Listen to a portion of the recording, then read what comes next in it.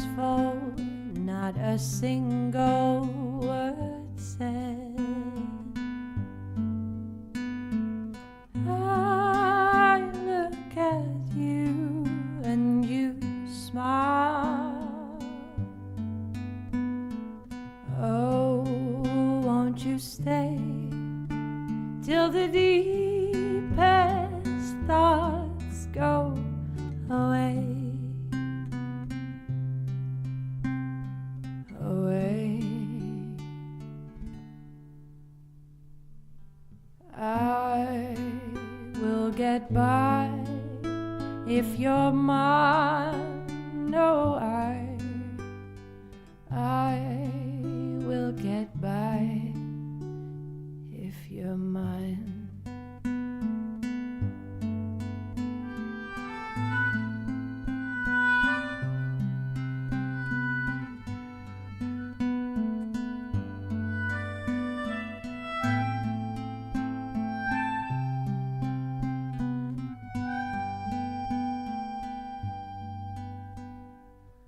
Love in the light of the moon. Morning is coming too soon. We could be so much more. Oh, won't you stay till the darkest fears go away? Away. I will get by if you're mine. Oh, I will get by if you're mine.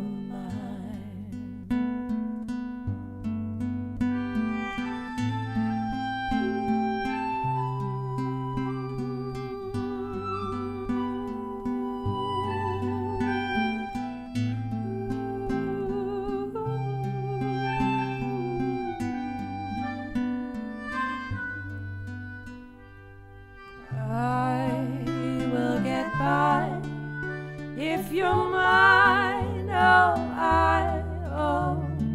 I will get by if we try.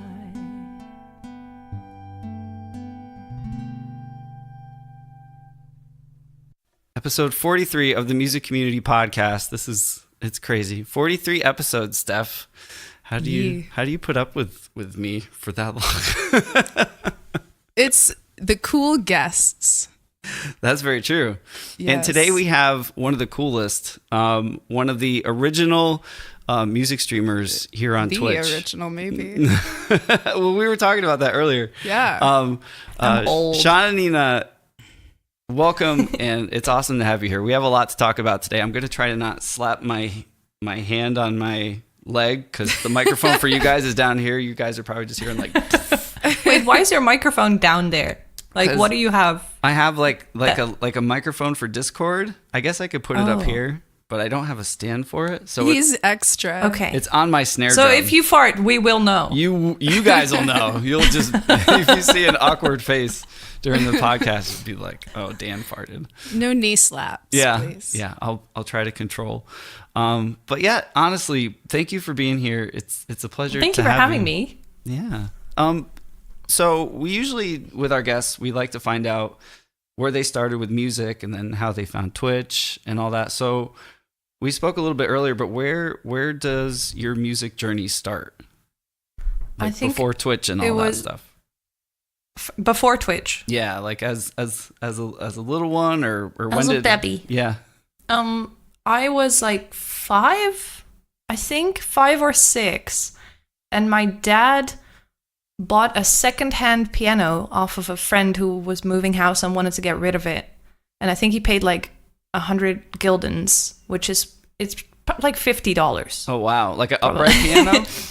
Yeah, like a really old, Oh, wow. really like honky-tonk sounding bad piano. And he taught me a few songs on it. And I remember one of my first things I could play was Old MacDonald Had a Farm, and I would just play that the whole day. It would drive my parents crazy, and they were like, we have to put you on lessons because you need to learn more than one song. Like, there's a lot of animals on the farm. There's a lot of animals.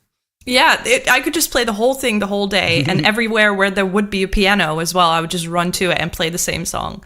So I got to get piano lessons from when I was 6, I think, 6 or 7. And then I had lessons until I was 19. After high school, I went to the conservatory to study classical piano with music therapy in combination. And they only let like 10 or 15 people a year in, and you have to audition and everything. And then after half a year, I quit, and I felt really bad because I took somebody's spot, basically, you know. But I just didn't find it fun. Like, it took away all the fun of playing for me. Yeah. I have to practice like 5 hours a day, and just every little tiny nitpicky thing was just, I just want to play music, you know. I don't want to sit here and solve a melodic Sudoku every day, you know. That's very true. Yeah. And then I kind of quit, and I focused more on guitar and singing and stuff that I always enjoyed without any judgment, because I was always judged for how I played piano, but I was never judged for singing or for guitar, so that felt way more free to me. So I started doing that more, and then I already knew Twitch by then. Like, I think I found out about Twitch when I was like 18. Let me think, 2011, 2010. Yeah. I was like 17, 18 when I found Justin TV. And then it became Twitch. Yeah. Well, was it because of a video game that you like to play, or? Yeah, StarCraft 2. Yeah. Very cool. I used to watch Day 9 every day. Like, that was my favorite stream. And I remember there was another StarCraft streamer that had maybe like 30 viewers back then on Justin TV. And she invited me to play a game with her. And I was like, oh my God, I'm gonna be on a stream. Whoa, like, and there's 30 people watching. What the fuck? I was like super nervous and like giddy to get in and like get attention from her community and like, holy shit. Yeah. So that's kind of how it started a little bit. That's cool. I mean, did you ever have anxiety performing in front of a lot of people when you were doing the formal training? Like people in yes, the person? I would not be able to eat before. Yeah. Like it was always fun, but hindsight. Like, when I came off the stage and I did well, I felt good. But before that, I was like ready to throw up. I've always been, and this is not a mental thing. Like, I know I can do it, and I think I'm a good musician, and I know I have the capacity to perform. But then it's just a purely physical reaction where my body just kind of goes into this fight or flight kind of thing, and it's really, I can't, like, I start shaking and I can't control my limbs. Yeah, no, that's very true. Yeah. Did, when Justin TV was at that stage of the game, you know, like, it's weird to think about, but like, how many streamers, like, do you guys know, like, in general, how many people streamed on, as a whole, would you say, like thousands maybe? I don't know. Like, I don't have that statistic. I'm just curious. I don't know. I watched 2. Yeah. Yeah, but it's and I think there were maybe like 200 partners. Oh wow! Soda Poppin' was there. Was it organized well, or was it sort of free for all, like IRL style? No, there was no organization. Yeah. It was just like, oh, I know this guy who works for Twitch, and he said he could give me like a partnership or whatever. Like, it was just weird. It was, nobody knew what they were doing, but everybody knew that they were passionate about this platform and that it was gonna work. But everybody was kind of scrambled a little bit. They were like, a partnership didn't mean a sub button. It just meant quality, like quality options on your stream. Okay. And nobody really had a donation button. It was just, that's crazy. It was very messy. That's cool though. That's really neat. So when did you start streaming? When did you kind of get, like, because let's say music on Twitch, like, wasn't your interest, like, right? Like, you didn't start streaming. It was actually not allowed. Yeah. Yeah, I want to talk about that too. It said in the terms of service that your streams had to be 90% gaming content. And if you were talking, like full screen webcam, it could only be 10% of the entire duration of your stream. Yeah. Wow. It's a lot different now then. Yeah, I still feel uncomfortable being full screen for a long time because I feel like, oh, I need to be doing something. Like, you know, I've been raised with that kind of thought. Yeah. Well, when did you... Oh, go ahead, Steph. No, I was going to say I had the same feeling. I came on much later when they launched Creative, but even with Creative, it was like you couldn't... I felt a pressure to be always performing, and I couldn't just talk. Mm. Yeah. See, I talk too much probably now, and I'd probably get... People like it, though. People like chatting. Like, my viewer numbers always go up if I just spend like half an hour, 45 minutes having a chat instead of doing something. Yeah. Well, so when did you start streaming yourself? Like, or when was like that moment? When was that moment where you're like, I think I can try this, or you wanted to try it? And what was the game that you started with? Was it StarCraft? I started with League of Legends. Okay. Because that was super hype back then. Like, everybody was playing it. This was League of Legends season 1, season 2. Like, the game had just kind of launched, and that was also the first big tournament I ever been to was League of Legends. Those so are crazy, by the way. Those are nuts. Yeah, like back then they were kind of cute compared to now. Yeah. But yeah, crazy. They were already crazy for that time. But I started, and I don't want to really go into the whole story because I did a TED talk about this, and I feel like probably most of the people in chat have already seen it. But like a super short version is that my whole life basically turned upside down. My dad passed away. My boyfriend broke up with me. I quit school and I lost my job. And that was all in 1 month. Like this, well, not that my dad passed away. He had passed away like half a year before that. Yeah, yeah. So still a lot. That was all like everything that I based my life on was gone, basically. And I was just playing League for like 16, 17 hours a day. I was still getting study financing, so I didn't really have to worry about money that much. And my rent was super low. So, and then I was like, you know what? I've been watching Day 9 for so long, and maybe my internet's good enough. I had 5 Mbit upload. So I had a 240p webcam. I was like, you know what? I'll just give this a shot and see if my upload speed is good enough. And I started doing like a test stream. I asked one of my friends who also played a lot of StarCraft and watched these streams. I asked him to help me set up OBS and stuff, because back then it wasn't as easy as it is now. You had to code your own following pop-ups and all that. Holy crap. Yeah. We're so at OBS version, I think 23 now, which is this was like really the first one. Wow. It was very sad and gray. It was very gray. Yeah. But I had 0 viewers for the first 2 weeks. Yeah. But I did it every day. And then I just started like playing with people. So I put in my title like playing fewer games, or playing with you, I guess I said, or something like that. It wasn't really viewer games. But people came into my chat and were like, hey, can I join? And then they brought their friends, and it kind of started rolling. And that was November 2013. And then in May 2014, I got partnered. That's pretty cool. So, but this is 14, 15 hours a day live every day. That's really fast. But when you do reiterate that it's that many hours a day, that's a that must have been I had quite like 80, 90 viewers. And back then you had to have 500 concurrent to get partnered. But I went to my first gaming event in Paris, League of Legends All-Stars. And I met Garvey there, who still works at Twitch, actually. One of probably the most long-time people that work there. And I didn't know who he was. Back then, the after party was just a bunch of people going to the same bar. And we just figured out what bar that was.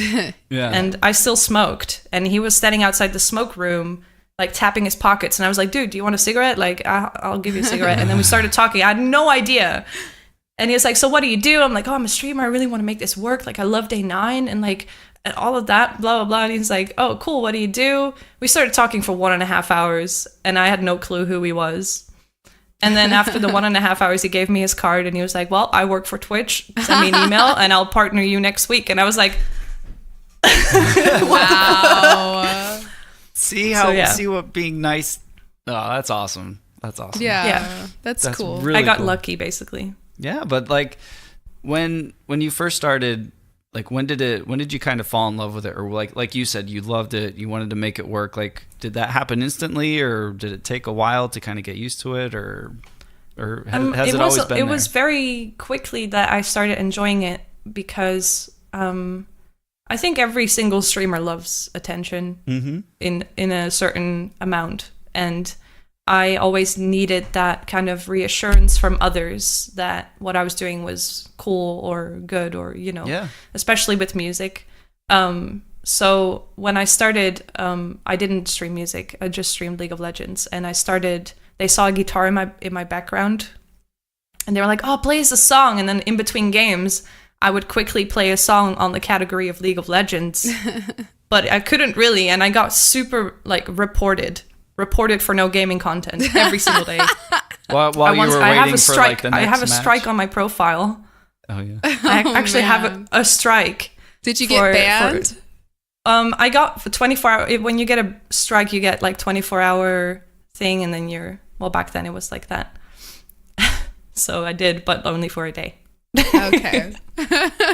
Seriously, yeah. how much, like, I'm just trying to think of the people who would report that, like, I'm trying to like. Back then So it many was, people. Yeah. Oh man, especially on League of Legends.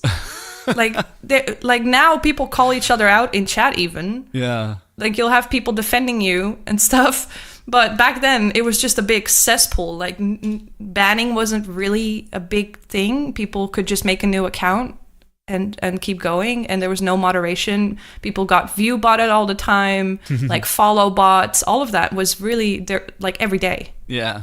I'm just wondering, describe the past few years since they launched Creative. Describe like the journey of your channel, because I'm guessing it's probably changed so much now that it's encouraged that you do what you're good at doing. Yeah. I was gonna say, when did they kind of lift that? Like, it was okay to do music. When do you guys know? I talked to one of the people that I know that works at Twitch London. Mm-hmm. His name is Chris. He's Ming Lee, the emote.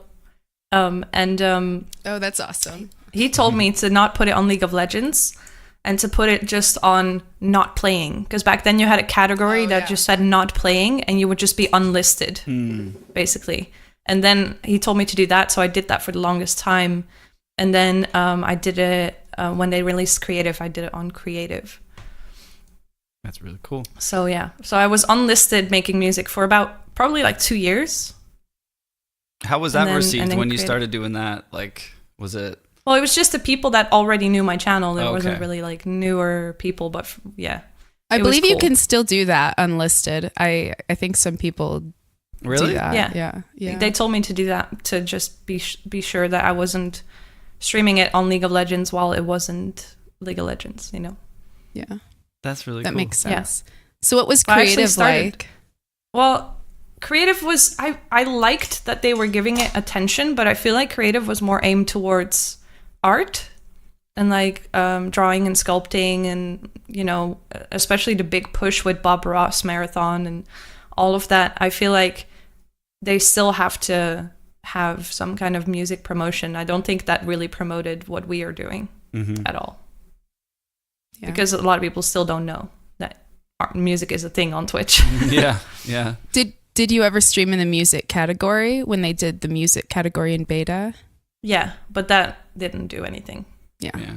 Because on Creative you had the billboard thing or something, I think, and then if I streamed on music, I would never get new people in my chat, and on Creative I would.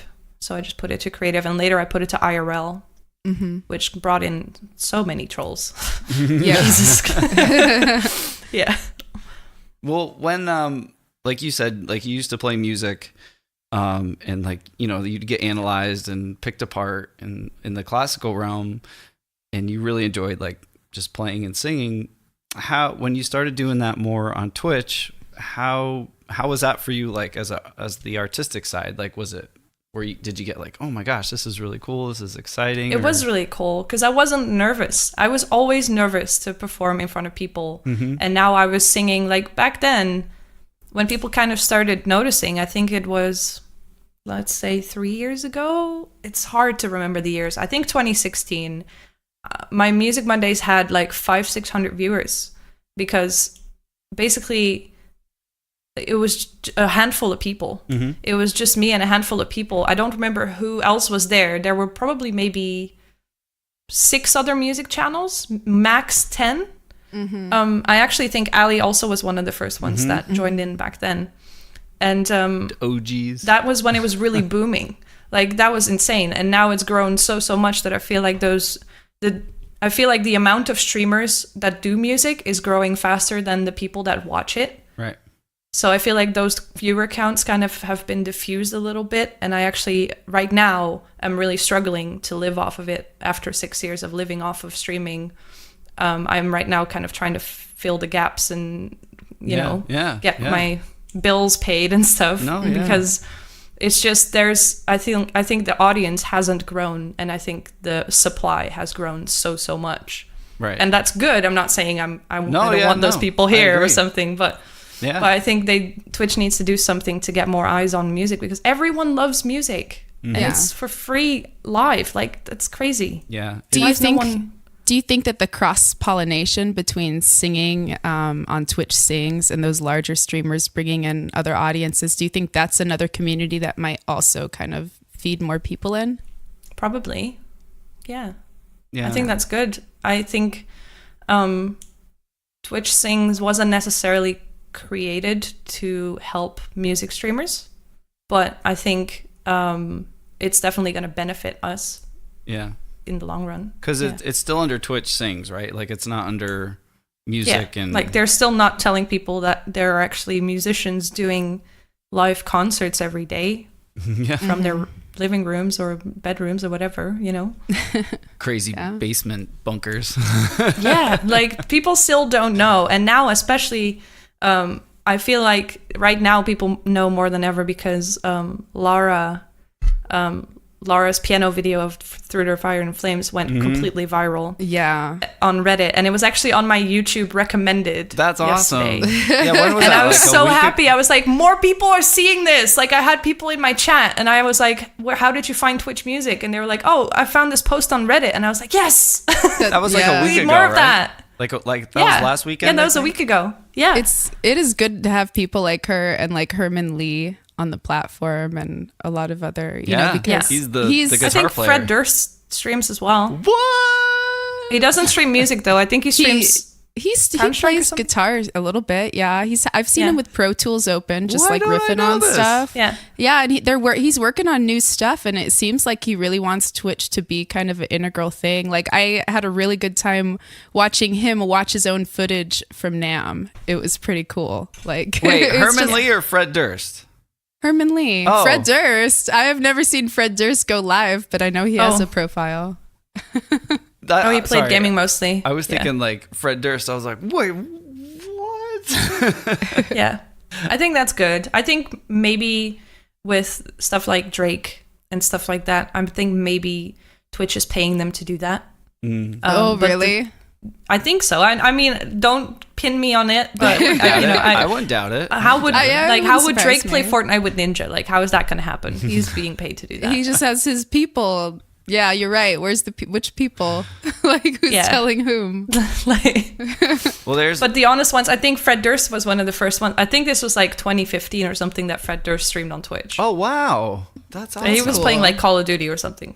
That's cool. Cool. That's awesome. That's cool. Yeah. Because I know like T-Pain, he just won that thing, the competition, the Masked Singer, and his new album. And I know he streams from time to time. And like, does he stream with auto-tune on? I don't know, but that dude can sing. That dude can sing without. Really? Yeah. Oh man. Oh, I thought it was just auto-tune. I'm gonna send you. He did like an NPR Tiny Desk thing, and I used to think that too. And one of my students came in. He's like, "You got to hear this." And it was him doing Tiny Desk, just going off. And I was like, man, sorry. I love Tiny Desk. I'm slapping my legs again. I'm putting my hands in my pocket so I don't slap my legs. Stop slapping.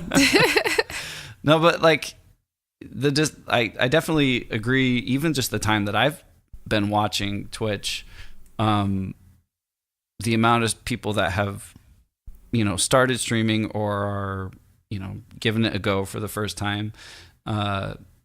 It's almost, I don't want to say doubled, but it seems more than doubled just in the last 2 years that I've been doing it. So yeah, but has your community doubled?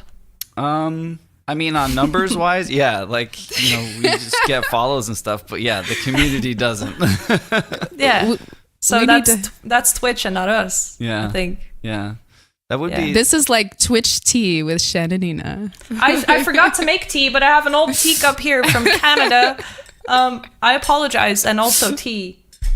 But I'm not flaming Twitch in any way. Mm-hmm. Twitch has given me a job for the last 6 years, and it's given me friends, and it's given me a way to vent and talk about stuff like depression and suicide prevention and raise money for charity. Twitch has been amazing. Mm-hmm. And I cannot be more grateful for the positive things that have come from this platform.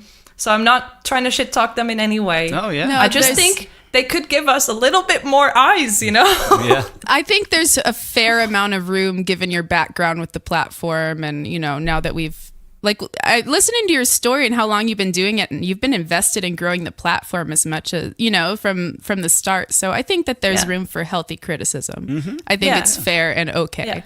Yeah. Honestly, I like 2 years ago, I asked, no, not 2 years ago. When was the first TwitchCon? 3 years ago? 15, it would have been. I think it was 2015. Okay.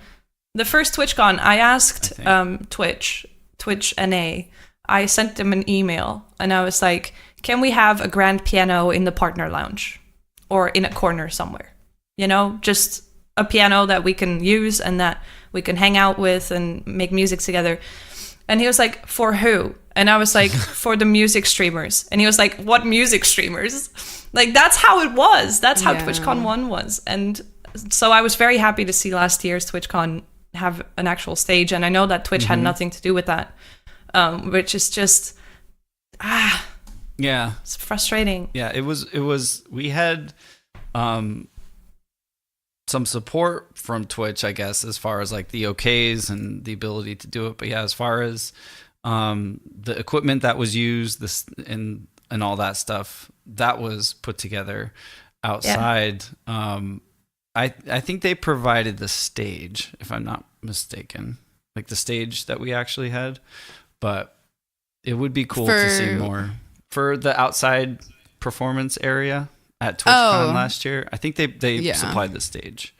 That was a big step up because before then it was all Tiltify. Mostly the year before 2017, there was that big performance stage. Yeah. Aside from, there was the talent show, and then Tiltify had a lot of charity segments that included music. Yeah. So they were very helpful. But then at TwitchCon EU, there's really nothing for that.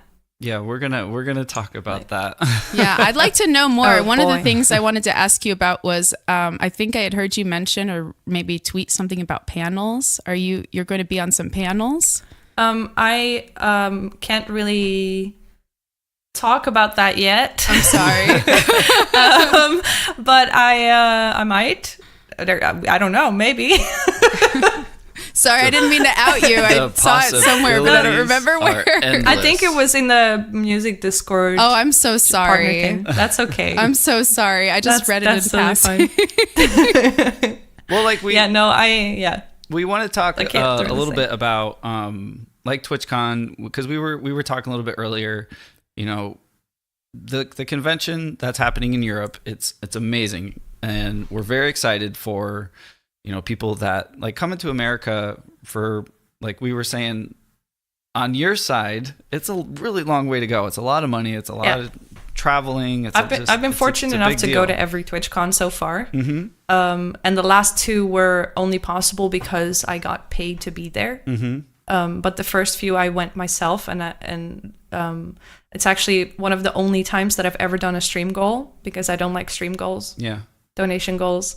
Was I think the first TwitchCon. And last year I was there for Movember, which is a charity I work for. That's awesome. And like the year before I was hosting the indie game stage at TwitchCon. So it was only like because of that Twitch flew me in, or like Movember flew me in, that I could go. But I've been to every single one so far, and obviously, like honestly, last year was probably my least favorite one. Mm-hmm. Oh man. Not because of, like, the stage was amazing and there was more music than ever, which was really good, but the rest of the whole convention was probably my least favorite. What do you think felt different about it? It was just, it didn't feel special anymore to be a partner because everyone's a partner. And because how many partners are there? Like A 20K? lot. There's probably I don't know, more than but that. It used to be like, oh, I'm a partner. It's super exclusive. We have a lounge and there's food and like, you know, stuff like that. And you get to talk to people and now it was just like kind of like the same as the normal convention floor. Not that I want to be treated like something special, but it's nice. You know, you worked hard to get partnered and then at an you come event. that long way, you know. Yeah, and you get like a special partner line, but also the partner line was 5 hours long.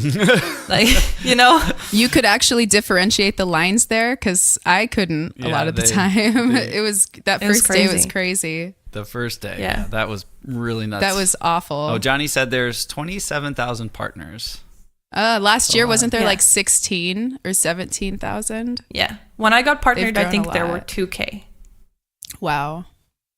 Yeah, crazy. Wow. Yeah. We were like talking earlier how it got announced. Like we were saying, like I would love to go, but I already kind of have this. I already had this year planned out, like all the conventions I was going to go to, and then Yeah. you And then it sprung here's- that on everyone. Here's another, and it's like, wait, what? Oh crap! Like Yeah. for me, it's far, but for all the people who haven't been able to go to TwitchCon, like viewers, like I have moderators and viewers and friends, you know, that's like, it makes sense for a streamer to come to a TwitchCon that far, but you know, I get it if that's a lot of money and it's a lot of time and energy. So there's this part of me that wants the Europe one to be just insanely amazing, you know, at the level that the ones in America are. And that's what, you know, we were. Her face like- right now says so I mean, much. I like that you have high hopes. Yeah, We all do. Like I want it, like but- just so they can experience kind of what, you know, like those magical moments at TwitchCon that we've all had. Whether, you know, it might be a different year or whatever. You know, someone's first time going to a convention to meet the streamers that they like or other viewers that they chat with, and you know, just to be in a room with the people that you spend so much time with online. That's magic. That's really cool. So there's that part of me that wants it to be amazing and Yeah. and Me and too. all that stuff. But and then there's another 'Cause part it's of you cheap. that worries it's going to be a room with a ball pit in it. And Well, it's gonna some be. I feel like Pop-Tarts. it's gonna be like the first TwitchCon NA, Pop-Tarts. where it was just like a half-empty convention with a partner lounge, but there were like 3 people there and like 1 chair, and then no people ball kind of pit. started just no, people were just kind of, there was like an arcade thing Yeah. with like pinball machines and stuff, and Yeah. that was that, and people, it was crazy. There was the most insane parties because everyone was so bored that everyone was organizing all the things. Like it was just, I had like 4 parties in one night the first TwitchCon. It was amazing. That's cool. I loved it, and everyone knew each other as well. So the first Yeah. one was in not San Diego. Where was the first one at? Like the first one, San Francisco. San Francisco, and then Yeah. the second one was in San Diego. Second one was yes, Yeah, and then I'm trying to think. and then Long then Beach Anaheim, and then San or Jose. Long Beach. Yeah, yeah. I loved Long Beach. That was my first one, and I really liked it. Yeah. I had fun. Yeah. That's what. San San That's, Diego was people. my favorite. yeah, that's what we were talking about. Like, cause I lived. It wasn't far from me, so you know, I had just started streaming, and that's where I met. Like, that's what I mean. I met like these people. You know, like Yeah. Steph. I was like, hi. Yeah, I got That was to, actually so intimidating to me because I felt like I'd been around for a while, and then there was all these new music streamers, but I didn't feel included in the new group, so I felt like Long Beach for me was super awkward. no, even like, this, everybody was jamming outside. Like, Yeah, I know, there's but like everybody went to someone's house and like I wasn't invited, and I felt so sad, and I was like, oh my god, these people hate me. no, I'm sure nobody even thought to. Well, that was the thing. No. A lot of that weekend, That's a bummer. it just kind of happened. Because we, yeah, I don't know. I do feel bad because you're No, you're don't feel amazing. bad. It's fine. It's Like, probably fine, but because I you just- were always just doing it, and you actually stream. When do you stream in your time zone? like 5 p.m. Okay, So, like, but 2 for hours us, it's ago. kinda- Yeah. Okay. Yeah. Yeah. So that's early for you. There's a lot of night crew people, I think, that were, or you know what I mean? Like that's, Yeah. I'm lucky that Musicians are always like awake Yeah. at 4 a.m. It's interesting. Well, it's in San Diego this year. And Yeah. like you said, you really liked the San Diego one last time. I just like San Diego as a city. I think it's really cool. Like just the vibe. I think and- so too. I think it's one of my favorite American cities I've been to. Yeah. It's cool. It's clean. So one of the big things, it's clean. It's that I know. It's I'm clean. thinking, yeah, that's The streets look important, like I Disney. guess. As far as Like yeah. it's like there was no cigarette butts on the floor even. Yeah. Like what?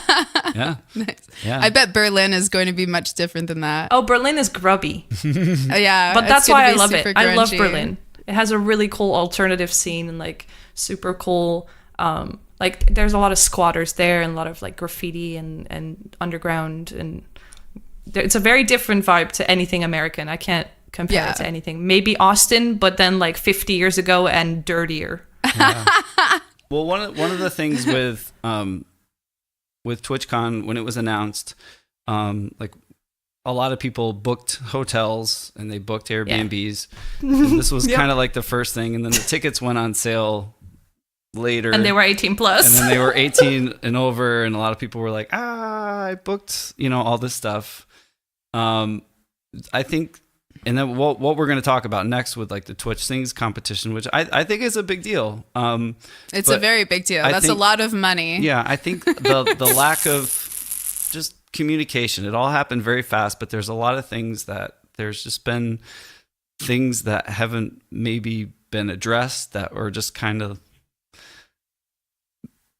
I don't know, making their way to the surface. Nothing's been now. addressed. Yeah, that's true. That's very true. No, I So- can't. Where do I start? No, well, Friday. Tell me where to start. Well, let's start. So Friday, what we're talking about, Twitch released a game. It's called Twitch Sings.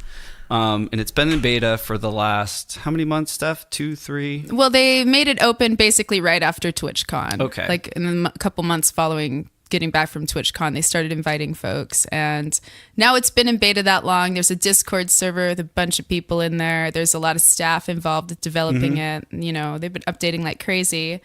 Yeah. And now they've announced a competition. Yeah, last Friday. So March 2 days ago. March 1st. I don't even know what date it is. Yeah. March 1st, I think Yeah. they did. Yeah. They announced the prize is $20,000. And it's a competition for Twitch Sings is kind of like a karaoke game, but it's pretty cool. And a lot of, I think that putting that money thing, just from my friends that don't do anything on music on Twitch, they're just gamers. I saw a bunch of tweets that day of them like singing, be like, yeah, we're going to do this. This is great. Like Yeah. outside of the realm of the music community, $20,000 is a lot. Plus, I think, aren't they paying for like 4 of them to fly out to Berlin? How many of them are they paying to fly to Berlin for TwitchCon 4. EU? 4. So they're paying Yeah. for 4 streamers to It fly said and up have to their... up to $4,500. Yeah, so that's a good amount of cash to spend to fly all those people, then for the grand prize. But it's only for a very small portion of countries that participates in the game. Well, yeah, that's where like you recorded and and then you found out that a lot of the European countries aren't eligible to participate in the contest, which really So basically, really in sucks. the whole entirety of Europe, you can only join if you're from England or Germany. Which, I mean, England isn't going to be EU anymore by then, and Germany probably has the most harsh copyright laws I've ever seen in Europe. So if they can figure it out for Germany, why can't they figure it out for the rest of us? And it's just, it's not just a personal thing for me that I'm upset about this. It's also just from the perspective of being a part of this community for so long. I feel like this clearly, very clearly shows that they're not doing this competition for the community.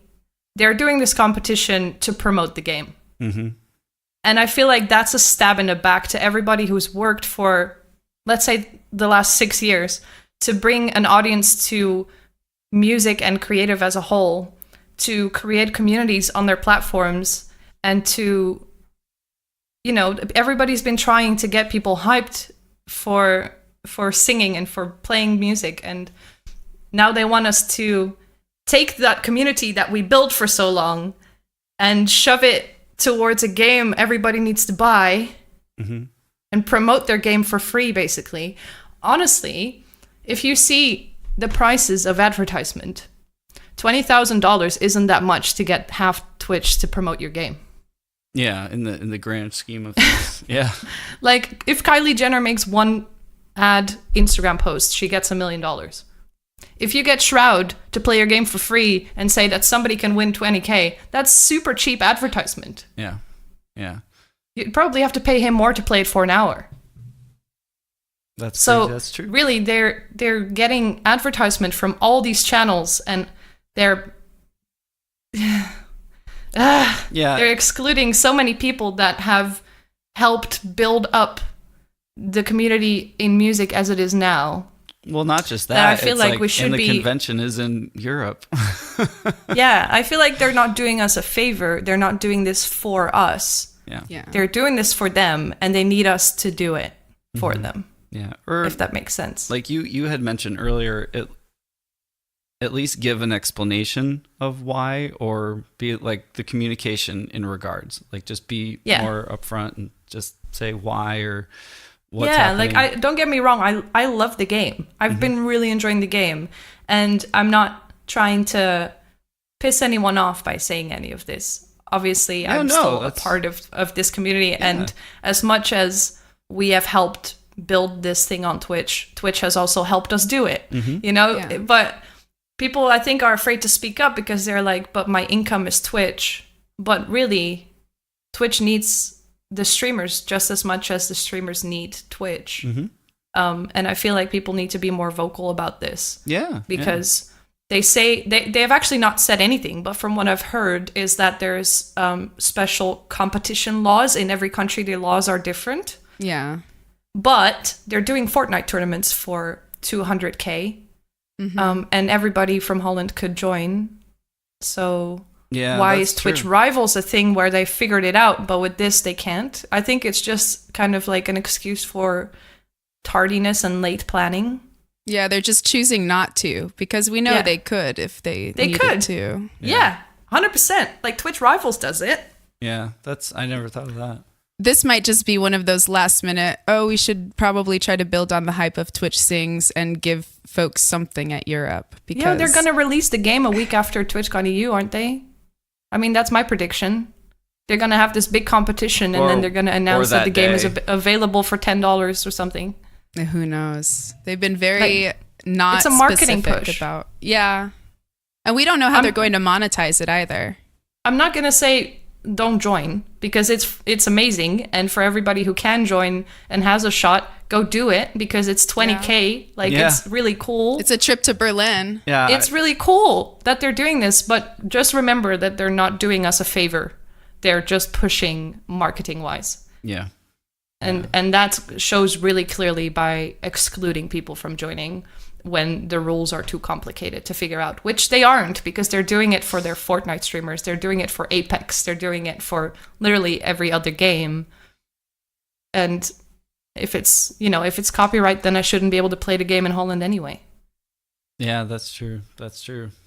Yeah, that's just what I mean. Like the thing with this convention, it's not, I just want it to go just smooth, just for all the people who, like you said, support Twitch, who stream on Twitch, they deserve to have a fair experience and a fun experience, just like everyone else. It's not even if they don't want to join. There's two levels of upsetting for me. It's like it's a personal level where I feel like I've been around long enough to be able to join this thing. Yeah. Like I want my shot. After 6 years, I'm like, this would have been cool, and I can't join. And there's finally something happening with music, because I've been waiting since 2011. Yeah. And on a more general level, I feel like as a community, Twitch used to be all about community. You know, it used to be that, and it's not anymore, and it's become more and more apparent. But they still make you feel like, as a creator, they make you feel like they're doing things for you. Like bits, for instance. Why wasn't donations good enough? Because Twitch gets a share of bits. Exactly. And they don't get a share of PayPal. Like, stuff like that. They make you feel like it's for you to make more money. But really, it's super clever marketing. Yeah. And they get a thank you for it. And I think it's the same with this Twitch Sings, where they're trying to make it about the community, while really it isn't, because they're excluding probably a lot, 50% of the community. Yeah.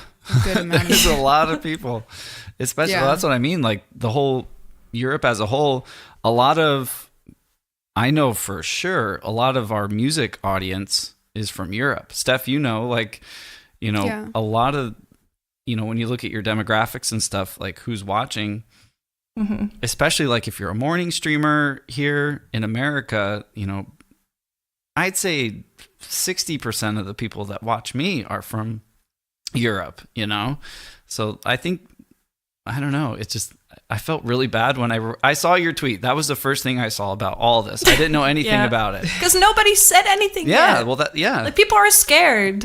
Also, I see in chat right now, can I point that out real quick? Yeah, go for it. Somebody says Twitch is still a company that wants to make profit. Does it hurt you as a streamer? It doesn't, but then don't pretend you're doing it for the community. Well, plus some of the financials, like gift subbing is fantastic, but there's no discount for, like with bits, the more you bought, the more that bits you bought, the like less that they'd skim off the top. They don't, it's not like that with gift subs. With gift subs, they get half of, like everything basically, don't they? I mean, it's, it's like, you're right. You're right. I thought I saw gift subs still, Omid. you get the same cut with either if it's a gift sub or a Prime sub or whatever. You still. So I love so that. many That's all great. broadcasters, and with all of those changes, I can imagine that financially, it's probably a lot different for folks that have been making a living off of this. Like back then versus now with Twitch taking a little more. Plus, there being more broadcasters. Yeah. Yeah, and but the then affiliate also, program. If you're gonna use the music community to push your game, then you should also give something back. Yeah. Like, I'm not saying they're using us, like whatever, whoever wants to play the game plays the game and whoever doesn't. But I feel like because we as a community, you and everybody else that does music on Twitch brought attention to the fact that there is music on Twitch, it helps a lot with promoting this game. Yeah. And so that's why I'm personally offended when I can't join this, not because of the money or anything. It's just the fact that somebody didn't go like, oh, but we can't really exclude all these countries. And then they were like, oh, it's not important. We'll push it anyway because we have to release the game soon and we need hype. Yeah. Yeah. Well, it's definitely a slap in the face because it's not acknowledging how valuable the network that you've built is. Yeah, and how much effort it takes to maintain. Because if I leave for a week, everything plummets. Yeah. So to do it for 6 years, I feel like I'm finally reached a point where I'm not afraid to criticize this, even though it's still scary. No, it's not like... It was scary tweeting about it. You're not... That's the thing. You mentioned constructive criticism earlier. This isn't meant to be like... Yeah, at least give us a reason or show us that you really want... Even if they say, sorry guys, it was a super last minute thing that we planned and we couldn't figure it out in time for all the countries in Europe because we have a lot of countries. Even if they would have said that, I wouldn't be upset. Like, I would still be sad that I couldn't join, but I wouldn't be like this where I'm like, what are you doing, Yeah. Shanna gets banned tomorrow. No. A lot of other people criticize a lot worse, probably. Yeah. I mean, for a company that's so based on community, they're not giving us answers, while I feel like they owe a lot of partners a lot in growth over the last 8 years that Twitch has existed. Yeah. Like, without creators, Twitch wouldn't be here. Yeah, exactly. And they're just discrediting that. I don't want to sound like entitled or anything, No, you're I'm not. also protective of the community that's been built. I'm protective Yeah. of it, to the point where I get what you mean about how it can come off as exploitive. Yeah. So what other TwitchCon events haven't, like, I guess the tournaments and stuff, or like video games, but has there been any other like information released as far as like what's going to be happening? They just released the schedule today, I think, for the panels. Oh, okay. But no, really, there's not been that much information. I feel like we won't know the internal reasons, obviously. Yeah. But I think this is it just comes across a bit messy from the start, and I don't know how the Sings competition is going to be. I know it's probably going to be on Sunday. And I'm not sure if I'm going to watch. I might just be too salty. But if one of my friends makes it into the top 4, I'm going to, at least now I can cheer for them without any conflict of interest. Yeah. There you go. Well, that's why talking about it like today and like you did on Twitter. If you didn't, I wouldn't have known about it. Honestly, I knew about the competition. I wouldn't have known. Well, I told you this before we went live. I had 2 members of staff come into my stream on Friday when I was doing Twitch things and said like, "Oh, you should join this competition. It's really cool." Blah blah blah. So they got me super hyped. I recorded my song, and then I found out on the music Discord somebody linked like, "Oh, what the fuck? We can only yeah." Yeah. So I got super hyped for about 6 hours. I was like, oh my God, I'm going to take my mom on vacation. I can get braces. Like, oh my God. Like I was spending it all. Yeah. No, that it does stink. It does stink. But talking about it in a good light, in being honest, like that's how, hopefully it changes. I think it needs to be more honest. Also, about the whole event, they have not said why they've been late with anything. They, and I know it's a huge company now, and they don't need to justify anything to us whatsoever. But it would help. It would be nice if they did. It would be a good spirit of at least keeping, at least make us feel informed. Like Mr. Rogers has this song and it's like, I'd like to know. And it's talking about how, people like to know what's going to happen so that, they can make their plans and so that they can figure out in their head what they want to do at that time. And they don't so owe I'd us like that, to know.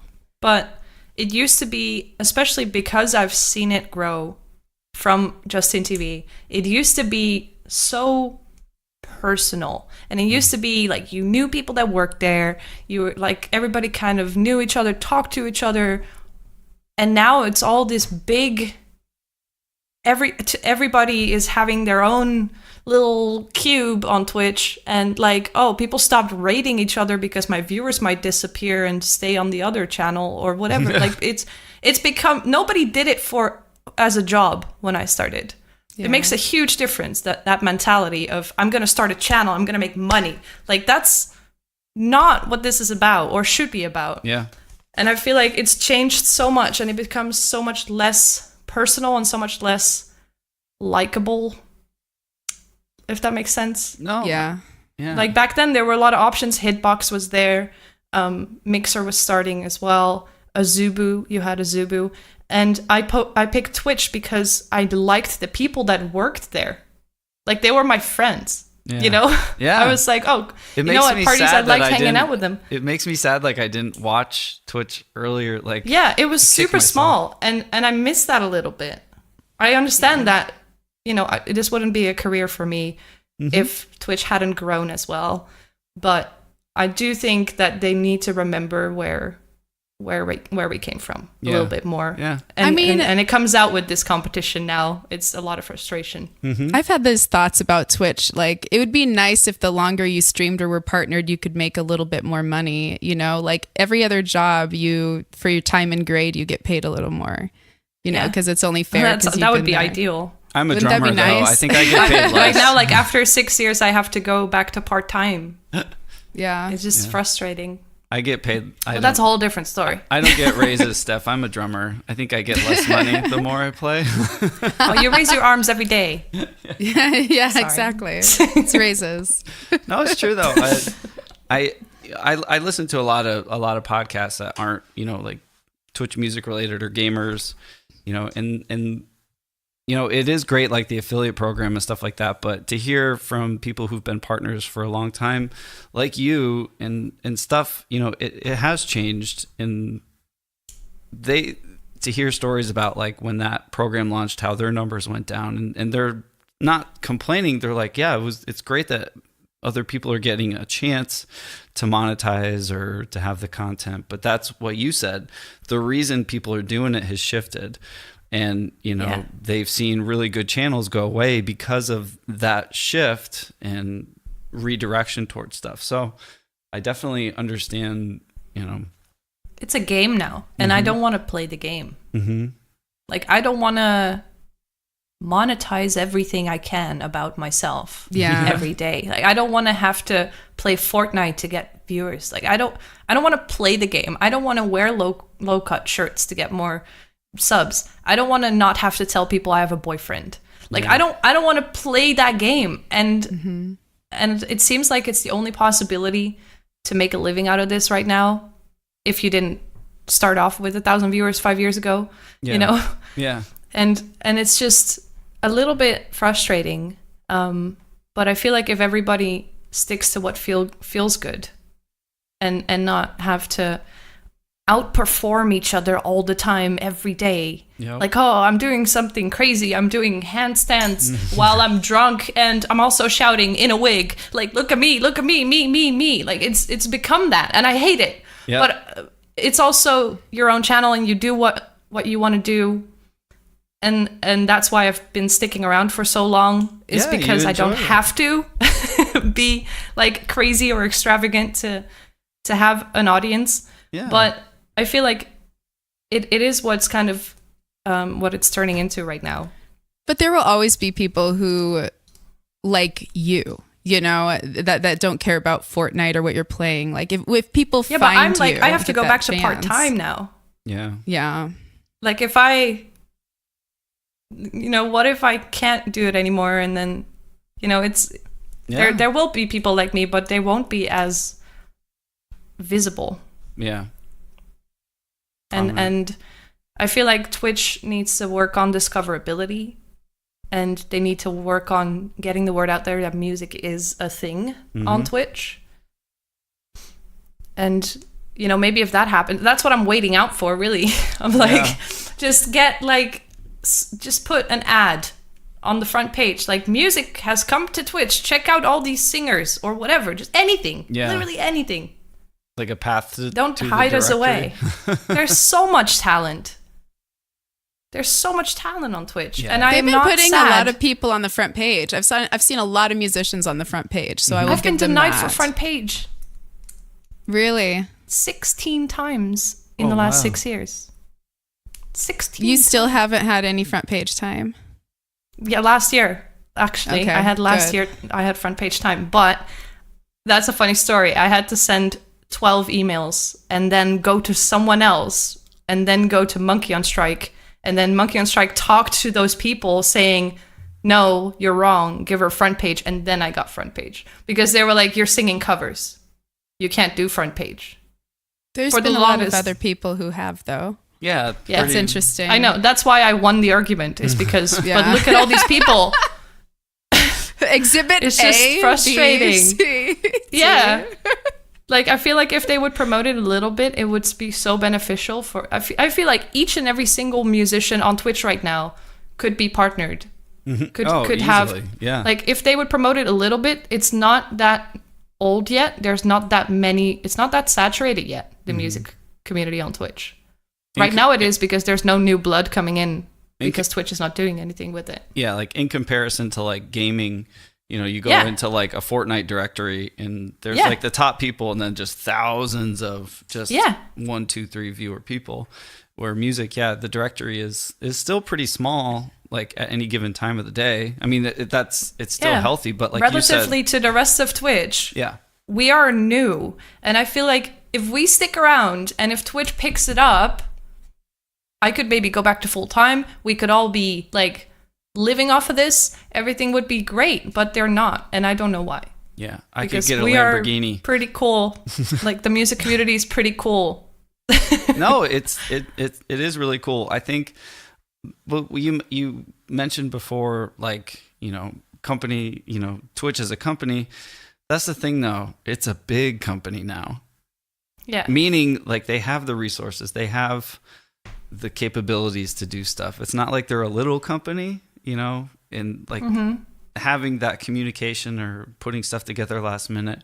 I don't think that's an excuse. I think they very well should have had everything in place because they're a big company. It's not like they're going, well, we only have a couple $100,000 budget for TwitchCon Europe. Sorry, guys. Like, they're owned by like the biggest company in the world. It's not like, you know. I think it's a little bit more complicated. Yeah. Because I think it's a smaller team doing the EU TwitchCon. I think it's only a friend of mine who used to work for Twitch had a tweet video where he explained that it's only like 4 people and one of them just had like a child, and like it's just wow. You know, it's a little bit different than the American. Like they've always put Europe second place. Yeah, I don't think they're it's an American still company. again. I don't think it should. Those 4 people. I feel real like it shouldn't be just those 4 people, or even like I think. And then everybody's gonna complain about it, and those 4 people are gonna be like, "We tried." Yeah, but as a company that big, I think when they do something, or even, you know, like you said, promoting musicians or, you know, figuring out the copyright things, other companies have, smaller companies have. You know, I feel like Twitch could, you know, but Wouldn't it be clever if she planned her pregnancy so that she could have the baby? Like she knew that long. She's like, so if we get pregnant and have a baby in Berlin, and then it's a German citizen, so it can compete in the next TwitchCon things. Excellent. Yeah. I've never wished I was German, but you know, just a little bit. Like I really hope like it's something gets figured out, because it made me sad seeing your tweet, because, you know, like you said, you got excited, you recorded your video, and yeah, you were I felt like I had a you were shot. pumped. Yeah. I think that's why this all kind of stings a lot, like losing audiences or feeling like you're shrinking instead of growing to the, you know, it's like, oh yeah, Twitch was your place to express yourself and be noticed for your talents. You know, that's the place you love to do it. Mm-hmm. And like, I definitely feel you there. I feel you. Yeah. Like it's just at some point it's not you. Like I know the reason I'm shrinking and can't live off this anymore is probably not me. Oh, it's not. Yeah. And it's probably not you either if you're losing people. Mm-hmm. It's just the fact that people can't find you. And I think that's Twitch's responsibility and not ours. Mm-hmm. Yeah. That's all. Yeah. Hot take. No, it's true though. And, you know, a lot of us though, you know, I think coming from music, for me personally, I treat streaming how I treated, you know, my career as a musician. You know, it's so uncertain, and the landscape changes in music, you know, really quick. You know, who's going to be the hot player this week? Or if, let's just say from my drumming experience, you know, someone might really want this person on a record for like 6 months, and then, oh crap, do you see this person? So, you know, I've kind of gotten used to like living in this world of uncertainty, you know, what's going to happen next. And I just try my best and do what I can. I've done that for 6 years. Yeah. Honestly, there's only maybe 5 people that are still here from 6 years ago. Every VOD I watch from longer than 3-4 months ago, there's so many different people in chat. I'm like, oh, that guy was there, and like he's never there anymore. But then there's other people that stay. So your community is gonna morph, and it's gonna just be constantly moving. But for the last 6 years, I've been able to live off of it, and now it's just there. I feel like there's no more new people coming in as an audience for music right now. Yeah, but just to think like how Twitch, like look how much it's changed since you've started. You know what, even at the rate it's growing, what are the next 2 years going to look like, for streamers? And it could go. Yeah, I feel like I'm sticking around for that. Yeah. Like, what if I quit now? What if I'm like, oh, well, I'll go work at H&M or whatever. What if I quit now? And then tomorrow Twitch is like, hey, look, music. And then I'll feel so much regret. Like we have to stick it out. Yeah. We have to. What if tomorrow Ninja raids you? You don't know. Yeah. Yeah. What if tomorrow nobody shows up and everything goes to shit? You don't know. Yeah. Yeah. But that's why you shouldn't do it for the money. And I feel like people shouldn't quit their jobs to become a full-time streamer. Yeah. People shouldn't, honestly, if that's what you want to do, I'm not going to judge you, but I'm never, ever going to advise you to do that. Yep. Because it's so risky, and even if it works now, doesn't mean it works next month. Well, that's what I'm getting That's what at. else I was thinking, is that Twitch has also made it difficult to predict what you're going to be making with things like Prime subs and gift subs and all that sort of stuff. It's harder and harder to know. Like, at least you can look at your stats from past months, but it's like you don't really know these days, how many you're going to have next month. Mm-hmm. Yeah. Yeah. It's hard to, and that makes it pretty difficult, I guess. I think that would make it difficult. Yeah. For me, there was I don't streaming is just part of it's just another feed for income for me. I do music full time. That's what I do, but it all comes from different areas, if I were to put it all into music right now with a family and kids, and man, I wouldn't sleep at night. I think I'd have 40 ulcers. I've gained so much anxiety. Yeah. I've recently been diagnosed with depression, and I have a lot of social anxiety, and I feel like it's partially also because as a full-time streamer, you're constantly you have to constantly analyze yourself, and there are numbers to what you're doing. So basically you feel judged, even though the community is amazing. I love my community. They're always supportive, but you're like, oh, I didn't have a great stream.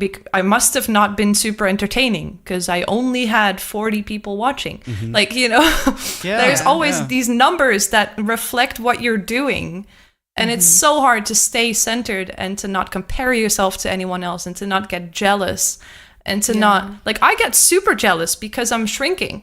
I'm I want to do this full time and I can't anymore. And then I see somebody else get 800 sub points doing the same thing, and I get jealous. I get really jealous, and I hate that about myself, but I do. Yeah, yeah. It's just hard to not see that and be like, oh, I want that too. Not because I don't want those people to have it, but I want it too, you know? Yeah. No, and all those things are just weighing on you all the time. I'm when people ask me about streaming, I always get grumpy now. Not that I don't love it. When I'm live, I love it. But when I'm not live, I'm just sitting there overanalyzing off-stream, everything. Yeah. It's really hard to stay a good human and be a full-time streamer. Yeah, getting into you know what I mean? Well, yeah, getting into the psychological stuff about it. It isolates you. It is great to have all these numbers, right? Where, to see the times when stuff happens and stuff. But then you do get into this number game where you're like, oh my gosh, what's going on? Yeah, it sucks. And even if you do get raided by somebody big, if you get a massive raid, say Ninja raids you, then it's well, you're always going to see this one spike, and then are you going to be able to, you know what I mean? Numbers have this way of messing with your head, I think. Actually, it's just something personal. I've stopped looking at it all. I used to look at the statistics email. I used to look at my viewer count. Me too. I don't look at anything anymore because it just, it makes me really envious. And I hate that. But other than that, you are basically just in your little world every day, which can't be healthy. I don't leave the house every day. Mm-hmm. I leave the house maybe 2-3 days a week. That's bad. And I used to smoke a pack a day, streaming, sitting there, oh my goodness, 14 hours a day, ordering pizza every day. I don't have time to cook. I'm streaming. Yeah. You know, it's so hard to stay mentally and physically healthy if you do this full time for longer than, let's say, a year. Yeah. And that is the real challenge, is first of all to not lose yourself and go with the whole crazy thing you have to do to get attention on Twitch. Yeah. And to stay true. like healthy and not depressed or, anxious about anything. There was I heard, like I said, I listened to a lot of podcasts. I enjoy podcasts, but one of my friends, what's a podcast? No, he said, like, one of his friends, he's like, just don't tell my kid what you do. He's gonna like freak out when he knows like you just play video games on Twitch. He's like, no, it's the opposite. You want me to talk to your kid, to tell him how hard it is and how crazy it is and how not easy, this is, because it is. Everybody thinks you just sit there and be, especially as a girl, they think you just show up and it happens. Oh yeah, I love that. Yeah. Yeah. Well. Oh yeah, but you're a girl. Well, there's this. You do it, like you said. You start just because it's exciting, and then when you do monetize stuff, or when the pressure of that kicks in, and you do make certain steps towards a direction that's stressful on its own. Then your viewership, your community, like you said, you might not like leave the house, but you're very much involved in stuff that happens, because we are tuned into social media. But I'm also like lonely as fuck. Mm-hmm. Yeah. I don't know anyone where I live because I moved while I was already full-time streaming. So how do you get to know people? By working somewhere, by studying somewhere, or like by going out of the house. But you don't go to bars alone very often. And you can't lurk outside actual houses and look in their windows. I mean, a lot of Dutch people don't have curtains, which I like. Like, I like walking by and think like, oh, I could do that with my plants. That looks cool, Yeah. But honestly, I have how many followers? 54,000? I feel so lonely a lot of the time. Mm-hmm. And Discord is amazing. And like, I vent there. Discord is like, I'm talking to my friends. Yeah. Like, if I need anything, even before today, because I was nervous about talking about the Sings competition, because I don't want to ruin like anything for myself in working for Twitch, because I do hosting for them. So even today, I was like, guys, this is about what I'm gonna say. Do you think this is okay? Like, my Discord is my venting space because I don't know anyone here. Yeah. And that's I think that's a part of, like, a big part of it is streaming. A tiny part of it is also just me being a freaking recluse. But yeah, that's not a bad thing though. It's not a bad thing, and you're not doing anything wrong. It's just like, with the pressures of everything, it makes it harder, and I think it magnifies some of that stuff. That goes on. Because when the highs are high, you get distracted, by that, and it's amazing. But then if you do have a couple, bad streams or whatnot, then that stuff gets magnified, and it's very easy to overlook. It's so bad how much your emotions are linked to your channel. Mm-hmm. Like, I try not to do that, but honestly, if I had a lot of subs that day, or some donations, or a raid, or a lot of new viewers, my whole day is great. Like, I'm happy. If I had a shit stream, because my community is very loyal. I have a very loyal core of people that's always there, and it's a good, like, 50 people, which is rare. Like, that's precious to me. I love that.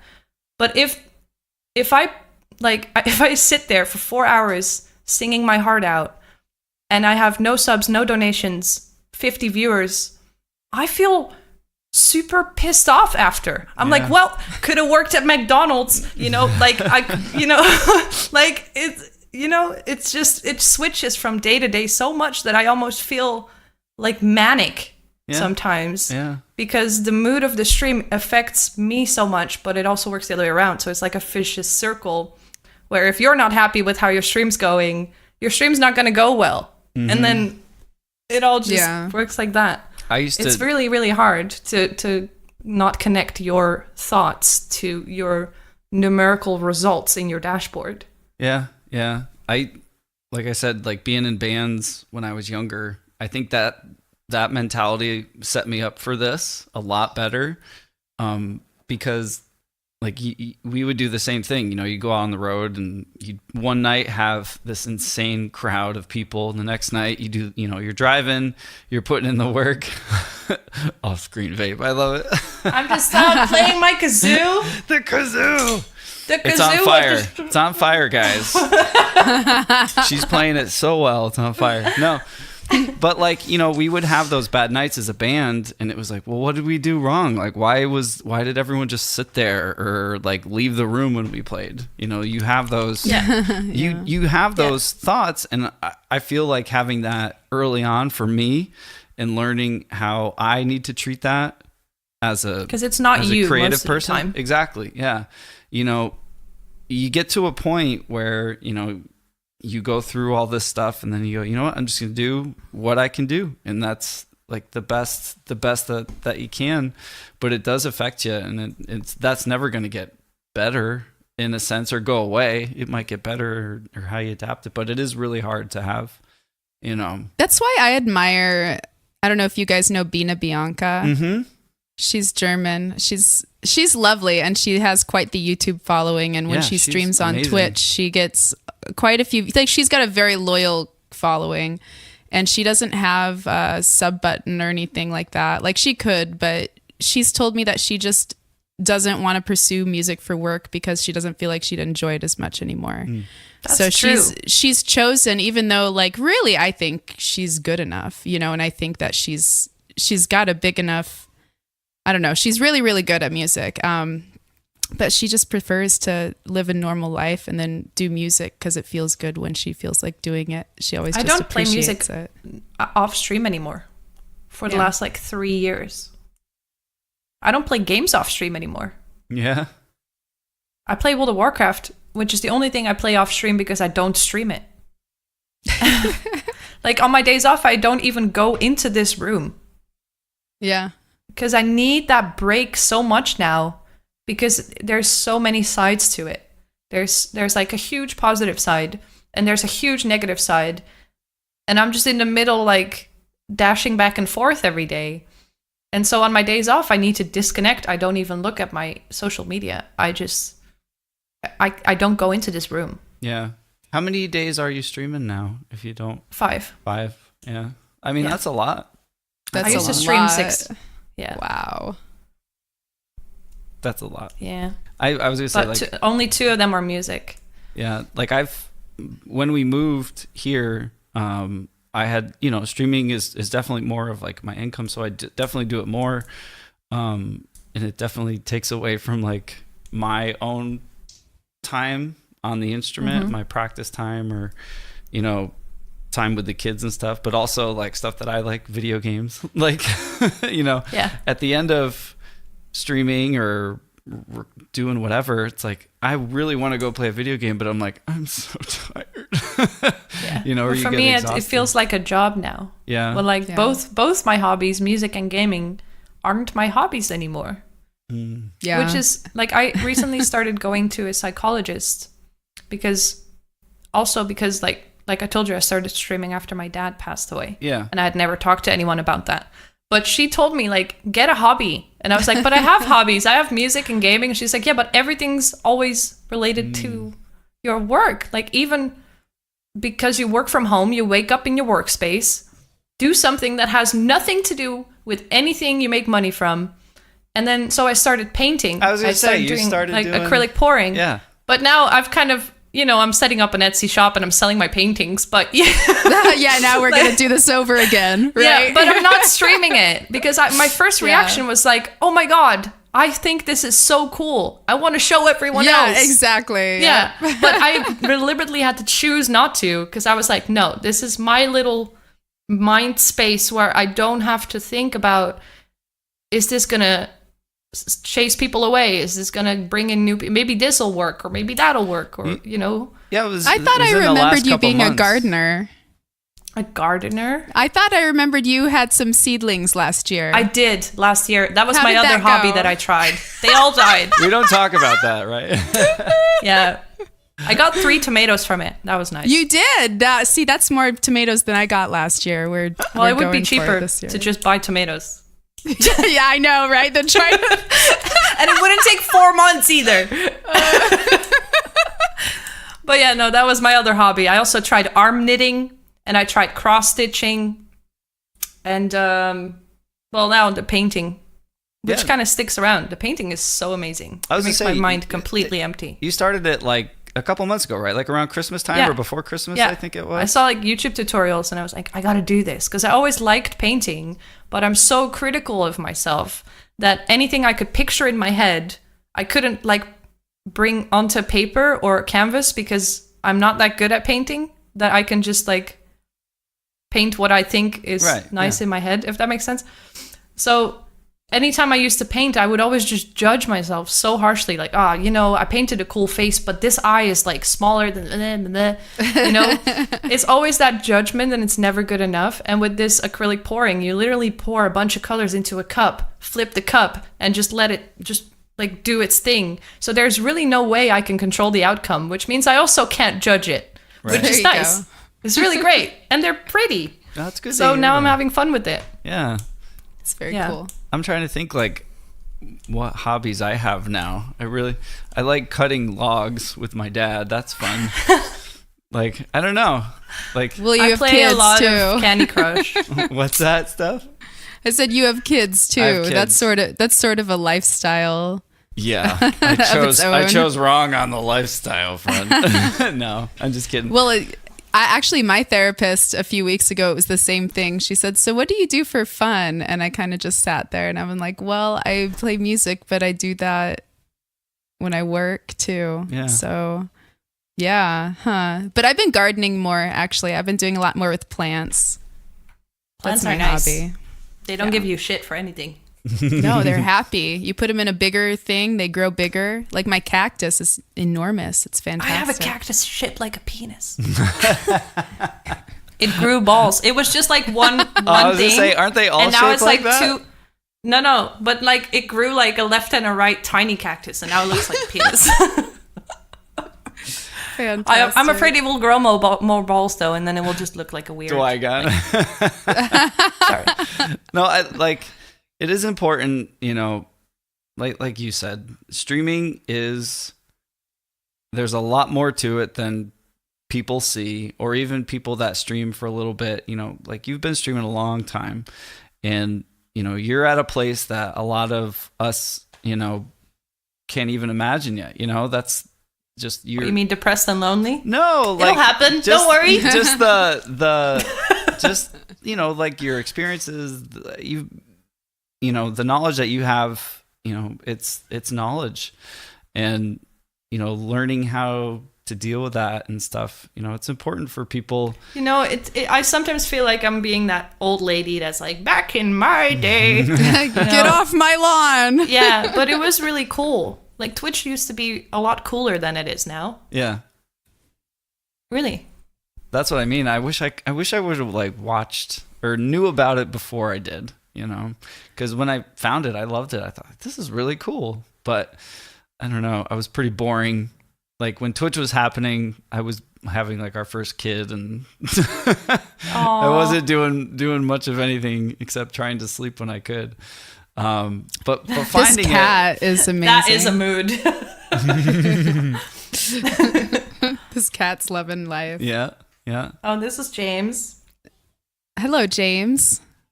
Hello. Aww. Look at this cat. His face. This like stream kitty. Super impressed with you. Hello. Look at you. He's like, you ever squint to cats and they squint back? what? Yes. Yeah, if you I do squint slow to- blink at them. Because slow blink slow means blink. I love you. Aww. Yeah, want and then they cuddles? do it too. It means they're kind of vulnerable and they're like, yeah. Well, It's cute. really quick, but I know like you have to stream, and I don't mind. I love this. This is an amazing conversation, but I know we sometimes open it up for questions from chat. Would you like to do that, or Oh yeah. like does anyone Just not Hey. Whack Looney because he's like my friend and he's gonna ask. Oh, shit nice. questions. There's TwitchCon badges now. Cool. Yeah, I know. I Oh, see some wow. 19s out there. Look at you guys who are all going. Yep. Is this for EU? Oh, let me Yep. put that on. I guess it would be because the other ones How do I aren't do on that? sale yet. Yeah. Yeah. So if you guys have any questions or like some of the topics we've been talking about, it's like this is a really cool topic. I think a lot of stuff that was spoken about today, it's all important, and yeah, I don't know. I gotta say, my little hot take, I don't even know if it's really that hot, is that You're hot. with thanks, you're hot. But Twitch expands and a lot of folks are seeing their communities stagnate at a certain point. I wish they would be more lenient with letting us renegotiate our contracts. And I wish I would have been more informed about my contract. Just you have to, the way I did it, because and I know that we can't really go into this much, but the way I did it, as in the details of percentages and stuff, was just message my partnership manager and say hello. And I never ask for anything. I'm afraid to ask people for favors or to, I don't ask for things. But I was like, you know what? I have a no already if I don't ask. So why not? So I sent them an email and I was like, hi, I would like this and this, like a better cut. Because I've done a TED Talk about Twitch, which means I put your name out there. I've been doing TV interviews about Twitch in Holland. So it puts your name on TV. Like, I want a better cut. And he was like, sure. And then that was that. I was given a moving number, really. Like, I was told if I could get and sustain a certain amount of sub points, but then when it came time that I had, they said it could only be a certain amount, could be gifted and blah, blah, blah. So Okay. they ended up not giving me it anyway. They don't have a clear way to even communicate that's I think possible. my way was super unofficial, especially That's in how Europe. they do it. It's like, I didn't even know I had a partnership manager. Yeah. A lot of people don't. And I kind of inherited know. one from the creative folks. So, Yeah. and then she kind of like transitioned me to somebody else, but most people don't. I think Anyway, I just got lucky. you have probably some questions in there. I see was saying, one Richie, at least. Richie asks, what is your proudest moment?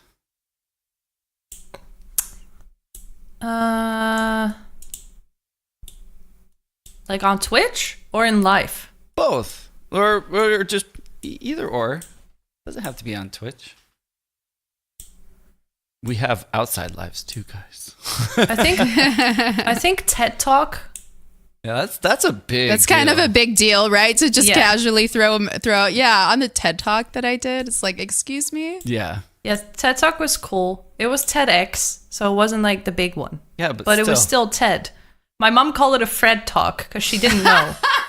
Aww. She was like, who's Fred? And I was like, Mom, it's a TED Talk. What? Amazing. That was cool. And I didn't throw up on stage. That was nice too, because I'm horrified. I've told you before, I'm horrified of doing anything on a stage. Yeah. But they freaked gave me a out. I'd be coach freaked and out by everything. that. Like, Yeah, I majorly. got 2 coaching days. One online through Skype, and he was like helping me write it. But it was easy to write it because it's just about my life. It's not like a topic of like, it's not a scientific thing. It was just like what I've been doing for the last 10 years. So it's easy to talk about yourself, I guess, especially Yeah. if you're a streamer.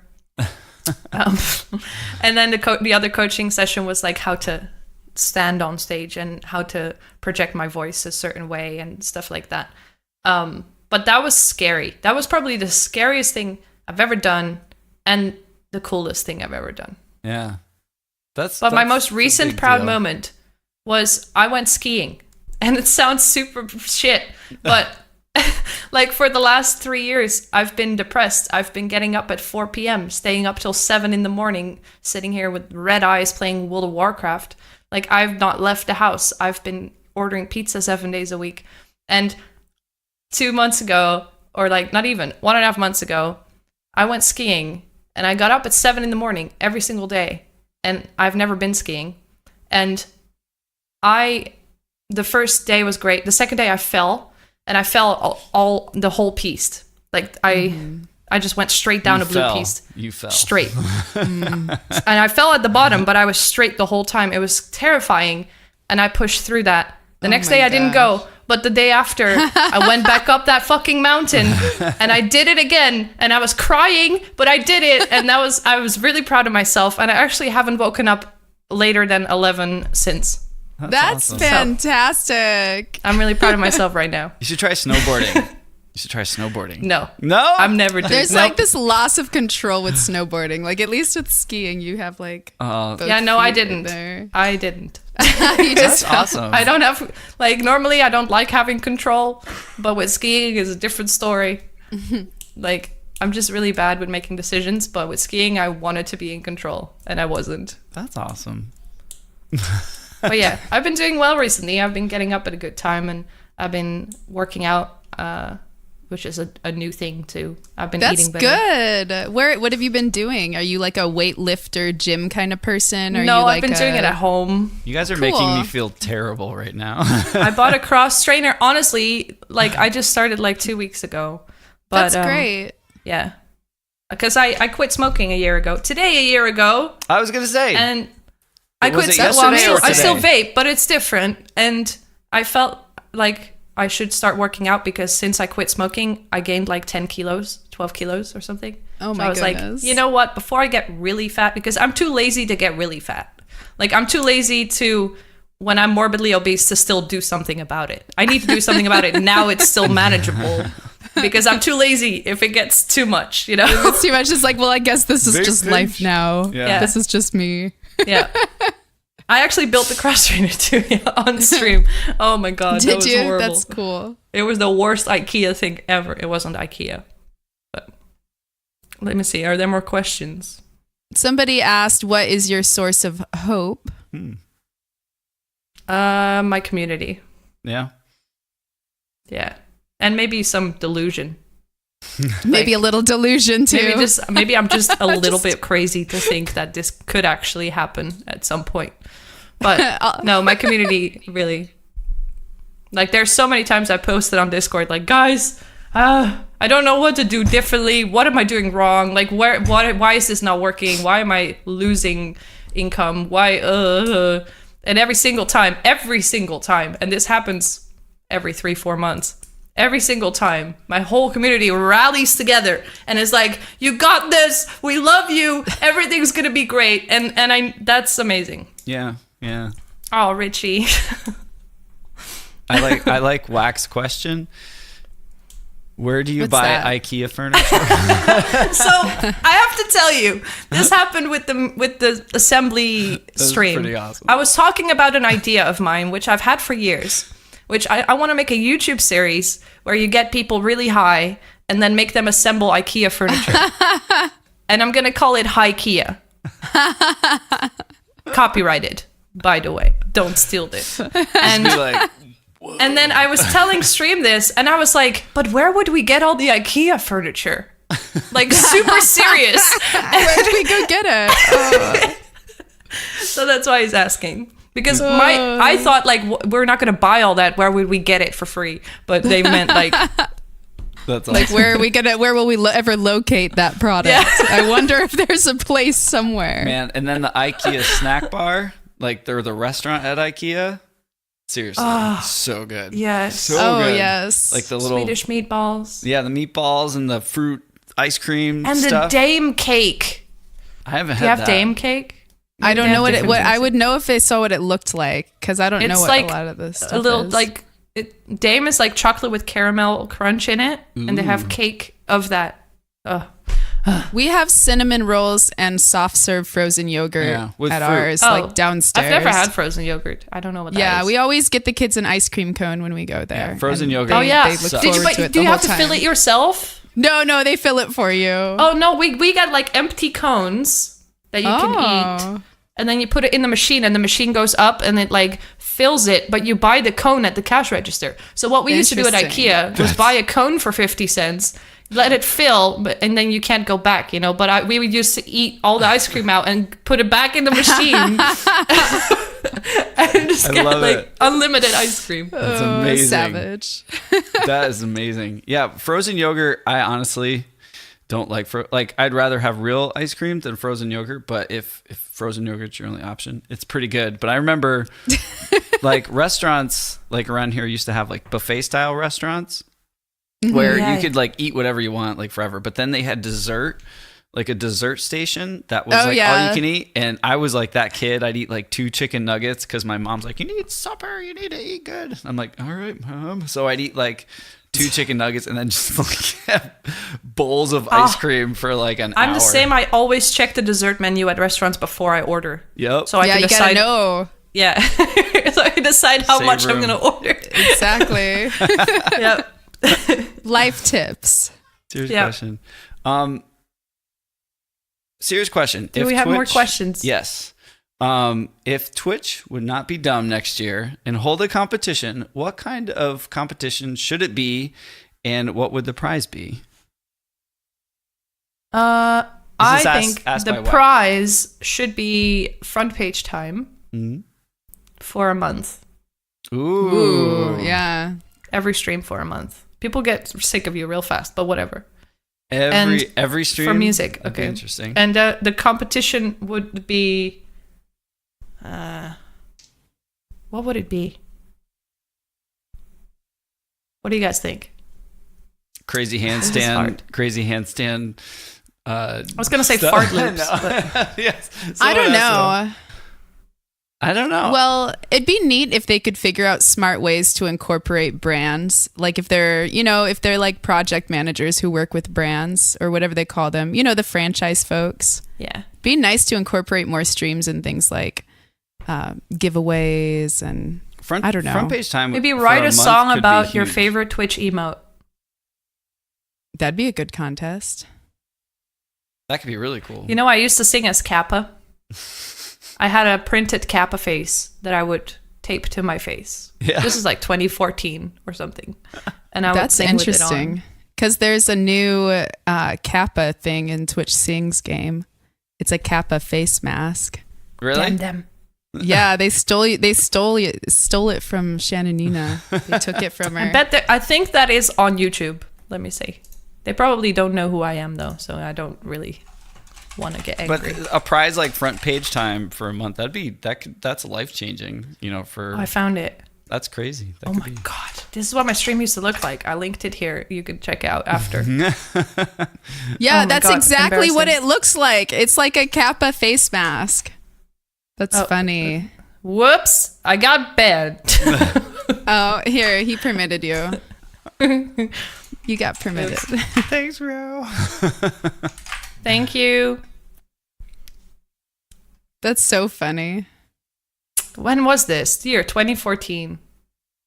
It was the year 2014. Yeah. Dude, I had long hair. That was a good time on Twitch. I think that was my favorite time on Twitch. Yeah, that's what I mean. Like the stuff you've been through on this platform, and the person you are now, going through all that stuff the past couple of years. I don't know. I admire that a lot, and I know a lot of streamers Thank you. look up to you guys that have been doing this for a while, and you've definitely festered. Like I asked earlier, I don't think we were recording yet, so for the audio listeners, but we started up live, and I said, I had a question for you. I'm like, we should wait till the interview starts, but I was like, how many of the people, now do you see the names that have been watching for a long time, or because there's people who've been streaming that long, but there's also the viewer side of things, people that have been around this platform since it started as viewers, and this is like a form of entertainment in these relationships. And you were like, oh yeah, they've been following since like that, and I'm like, that's insane. Yeah, And what it's- does Whack had it copied? He's followed in 2014, I think, or 2015. yeah, like to me, That's crazy. what you Yeah. and like Richie, I actually know him in real life now. Like he lives really close to me and we hang out. that's We're so going cool. to an Yeah. arcade next week. Like See, you have friends. yeah, but like not where I live. No, He's like, no, I mean not where. I mean in Holland, Yeah. 45 minutes is very long because Yeah. our country is 2 hours wide.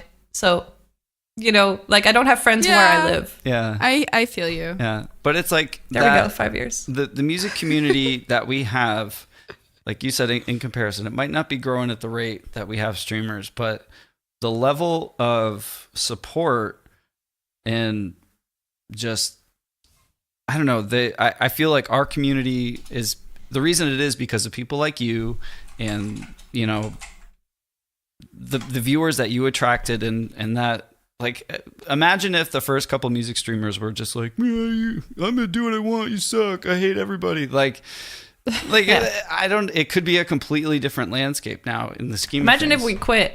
Yeah. Yeah. No, what I'm getting Because at it was is me. It was a few people that there's only me and I think Mike the Bard from that time that Yeah. still do it. which And is- only Yeah. because we also did gaming, because otherwise there was no way. yeah, Yeah. yeah. But like the community. Like, what if we were assholes? Yeah, my first, time streaming or discovering all these streams, and like at TwitchCon 2017, I just knew a couple streamers, and then I walked away going, I know like mods and like 20 different streams. I know all these names that are like faces, but it's like, it is in relation to, let's say, a game directory, the amount of support, that we get from a way smaller group of people, I think is like the ratio is like completely different, as far as, Yeah. I don't know. It's something special. Yeah, you So can have like I 1,000 really, viewers, but less subs than some of the music streamers. yeah, but I really admire you and what you have done for stuff, these, like, I'm a new streamer, I feel like I just kind of walked into a house that's already furnished, like, oh, Yeah. cool, it's all set up, right on, like, this is nice. Like, Somebody definitely has to set the tone Yeah. whenever a new creator starts doing something. They definitely set a certain tone, and they encourage other folks to kind of follow in a similar manner. yeah, and The way like- that folks are willing to shout each other out and rate each other, like people had to start doing that before it was a thing. yeah, Yeah. Yeah. I know a lot of people that stopped doing that. And I don't know why. I think it's insecurity. But Interesting. yeah. I don't shout out It's- anybody. I don't like anybody. like I don't feel like we should see our community as our like, as in, if I raid somebody and one of my viewers likes them better than my stream, and I get upset because they're my viewer, like, what? No. You're not mine. Like, it's Yeah, ridiculous. And I Yeah. think a lot of people have that mindset of like, no, I worked very hard for what I have. I'm not going to just give it to someone else, which doesn't work like that. No. Even if you only raid to get raided back, that's already better than not raiding at all. yeah. Right? Today was the first time, actually, I almost didn't raid somebody because like there was like a bot in my channel that was like a Kappa bot or something, and I was like, well, we'll raid this person, and like all of these. It was really weird. It only lasted for like a couple seconds, but it was strange. I'm like, I don't want to raid, and then the bot goes there. It was weird. Yeah. It was weird. That's one reason there's one time I haven't raided, and it was because of that. It was because I had some really nasty trolls that day, and I'm like, I don't really want to send them to somebody, so I'll just end. yeah. Yeah. Yeah, Sometimes I end too. If I'm streaming from mobile or something, then it's just a Yeah. faff Yeah. to do that. So I'm just like, okay, bye. And then I always feel really weird. But also sometimes I play WoW and I have like 30 viewers. Then I just kind of like, meh. It's Yeah. not going to be impressive. I'm going to be embarrassed of my raid size. I know, what Richie right? just said as well. It's not the size that counts, right? That's what they all say. Are we talking about cactuses again? I mean, if you use a cactus, you're probably doing it wrong. You probably not. Don't do that. Wait, kids. I gotta write this down so I don't forget. No, Do not. no, but yeah, thank you again just for making. I think the You know community what? that we have. I'm not gonna take credit for anything. should. I've just been hanging out for so many years. Everything's great. I'm now dying, but it's not nobody's fault. And everything is like I'm not gonna let you thank me because I didn't do anything. I've just been hanging out. I know, but in that span, I think a lot of the viewers that we have now that have been around and are so supportive and like make our community what it is the people that have been around for years. It's we might get new people, here and there and stuff like that. But like that core group of people, I think, because the music game, let's say, like our categories are going to come and go on Twitch. Fortnite is going to die. You know, Apex is going to die. All these. Thank you for saying that. All these totally things are going to come and go, right? I think Twitch as a company, I know for a fact, I mean, just look at what they're doing. They might not be pushing music, but they're definitely pushing non-gaming content. I think, you know, they realize that it's very unstable to have these games be like your pillar to revolve a business around, or a streamer. Like, I mean, to put all your hands in one basket, or eggs, whatever it is. I don't know the saying. All your hands. I mean? Yeah. Like both of them. Yeah. Put your hands in the basket. But it's like, you know, the music category it might not be the biggest one, it might not be the craziest one, but it's definitely a really strong core community. And, you know, there might be a couple bad eggs in it, you know, or hands, whatever. Oh, who are we talking about? Is there tea? You know who do you mean? You know, like, it's not going to be perfect. You know, there's always shade gonna of be it all. things. But Okay, here's a question. I have a question. Okay. Let's say I'm a new streamer. Hi, my name's Random Girl Singing. I'm a new random streamer on Twitch. What's something that I can do to get off on the right foot, if you know what I'm saying? Like, coming from people who have been around for a while, what are some good things for new streamers to do, and some real truths to keep in mind? Oh, you don't need to. You just need to turn your webcam full screen because you're a girl, so it'll work out. There you go. There you go. Ship it. Ouch. No, like, I think a lot of people start up.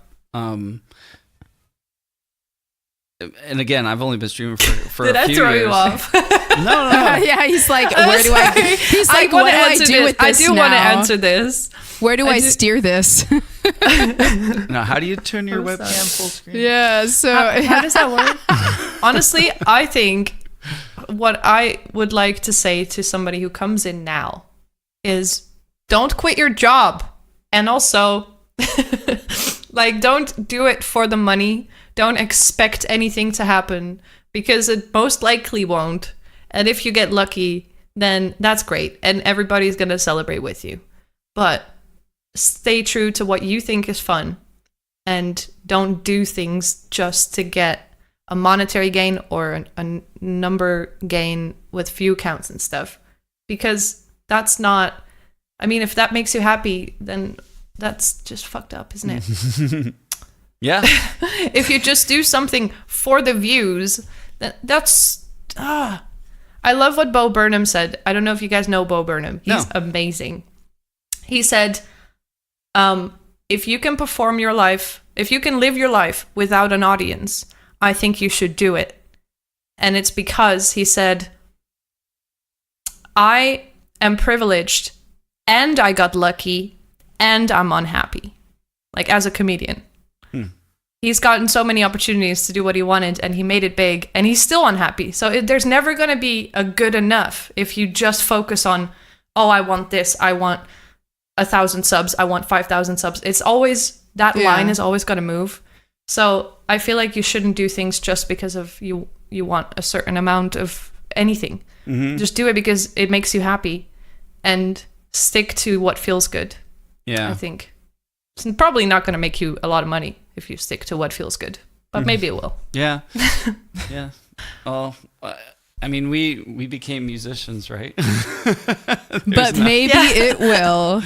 But like, maybe it will. We're not gonna expect a lot of money anyway for musicians, right? Well, for the personal thing that I've always kind of, even before I became a dad or whatever, I always had this, like, where I grew up, it was like what I did really spoke, you know, because I grew up in a really small town. So if I was acting like an idiot or even driving like an idiot, my parents would get a call like, Daniel passed a school bus on his motorcycle this morning. Oh no! You know, like that sort of stuff. And I've always lived with this And everything I've done, I'm not saying I'm the most integral person, but it's like what you do on stream or off stream, it defines you. It's a reputation. It's that sort of thing. And now I have kids, I want them, because what we do is very public. It's on the internet. It's going to be on the internet forever. My kids, someday I'm going to be long gone. They're going to maybe look back and say, yeah, Dad did this thing, and I want them to always have like this, he did what he wanted. He was doing things, that he believed in, or tried to do the right things and make good choices. So just remember that what you do now, or what you put out there, it's going to be there forever, and it might not make sense now, but someone's going to look back on it and just, go, why'd they do that? Or I don't know. I just want my kids. That's kind of where I'm at now with streaming. And music, I could easily take a million gigs that I don't want to do, and it would be terrible, and I'd be away from home all the time. But, we might not be making a lot of money some days or some years, but I want my kids to go back and be like, yeah, dad was smart about stuff, but he didn't do stuff that he didn't believe in or think was right, or compromise translates to streaming integrity. really well. Huh? Especially when it translates very well to streaming as well, in a way that you can have all of these sponsorships with like companies with microphones or headsets or whatever. But if you just do it for the money, then people they can tell. Like if the headset is super shit and you're saying that it's the best thing in the world, then they can tell you're being paid to say that, and you lose credibility. And I feel like as a streamer, credibility is probably one of the most important and valuable things you can have. And having the trust of your community, that if you advise them to do something, that is well thought out and not just paid promotion. Right. And I feel like that is one of the most important things to maintain is having that kind of integrity and not just being a sellout. you know? Yeah. We joke around with the word sellout a lot, like, oh, I'm a sellout. Have you heard of Twitch Prime? Like, stuff like that. But it is really important to not sell out, I think. Like, what is your word worth if they know that it's bought by somebody else? Yeah. Use code Dan Drumstone at checkout, guys. Before I mean, it's if you support the products that are paying you to say cool things about it. Fine. Like, I love this headset. I've been using it for 3 years. I would recommend this to anyone, even if I'm not paid to say that. But if I was, I would be genuine in recommending something. And I feel like those are the opportunities that we need to grab. Like you said, you don't want to do shit gigs all over the country, even if it makes you more money, because you would trade integrity for it. And I feel like that's a really good advice to anyone, really, on this platform. Because maybe I've just been lucky to be around other musicians throughout the years that would be like, dude, I did this gig for 10 years, I hate it, but every instance that I've ever seen happiness growing up, it's not been from money. My family were dairy farmers. They weren't really wealthy, my mom's side of the family. My grandpa was one of the happiest people I've ever met, ever. And, they weren't wealthy, and same thing with like musicians. Some of the most influential people to me growing up in my early years were musicians, and, they might just be playing bar gigs, and they might not be playing in arenas or whatever. They were great players. They were making a living, but they were super happy, and then I would meet people that played at arenas and stuff, and they weren't at all. So, doing something that's going to make you happy and just keep you true to your values. I think that's a big thing. And what's great about streaming, especially streaming music, you get a chance to put yourself out there and to put your true self out there. And it's very easy to say, like you said, well, I need to grow or I need to change so I can do this or steer, and that will get to you after a while. You can only act for so long, you can only. Yeah, people will know. Yeah. I think also a big mistake of starting out is people expect too much of it. People expect it to be easy. And they also feel entitled to success if they put in a lot of energy. And I've been actually a part of that as well. Like, I've had that too. I'm like, oh, I've put in 6 years. I should be able to live off of this now. But it doesn't work like that. Mm-hmm. And I think everybody's always taught, like, especially our generation, and I hate the word millennials, but we're millennials. And like, I hate to say it, but we've always been taught that if you work hard enough, if you follow your dreams, if you know, it'll work out. And so I feel like that's always translated as well onto Twitch, where they're like, okay, I'm going to work really hard and it'll happen. But it might not, you know? Like, turns out nobody gives a shit about anyone. Yeah. Well, not everybody is well suited to be a doctor, a lawyer, a parent, a broadcaster. Broadcasting in itself is a very special skill that not everybody possesses. And you could be a very talented gamer, a musician, but that doesn't necessarily make you a good broadcaster. Yeah. I've learned a lot, like, since I've been doing this. Like I learned something every stream, I feel, like, as a broadcaster, in a sense, you know? Yeah. I love it when trolls come in, because it gives me an opportunity to be funny. Yeah. Like, it's great. I can diss them, and it's entertaining for everyone. Yeah. Twitch, just the fact, I remember growing up, I'm going to get all weird for a second. Remember growing up, you know, our interactions, like, before the internet and stuff. It is amazing, you know, how some people, you would know some friends and then they go to school and be a completely different person. You know, like, growing up, or like as a kid, or you're like, well, you don't act like that at home. What's going on? You're acting all different. I feel like that happens a lot on, you know, broadcasting and in the internet, and the age we live in now. It's all, you know, it's hard to focus on what's really going on or what's really happening. But I'm different on stream. Yeah. I'm probably less different than most, but I'm different. I'm even different speaking English than I am speaking my native language. Yeah. And I mean, I'm staying true to my own values and my opinions, but I'm definitely more, like, open to interactions. Oh yeah. On like if I am doing groceries and somebody randomly starts talking to me, I'll be like, what a weirdo. Yeah. But on Twitch, I talk to random strangers all the time, and I, you know. Same here, actually. Same here. So I've got a question for you in that vein. You were very open earlier about talking about your mental health and recently being diagnosed. I'm a big advocate for being completely open about that. Yeah. So how does that translate into the types of questions or messages you get through Twitch or Discord, and how do you handle that kind of interaction if you get them a lot? I used to get them a lot more than I do now, because I feel like they've removed Twitch DMs, haven't they? Yeah, it used to be Twitch messages. Yes. Yeah. And that back then it was a lot more. And I also, back then, when I just started, it just happened.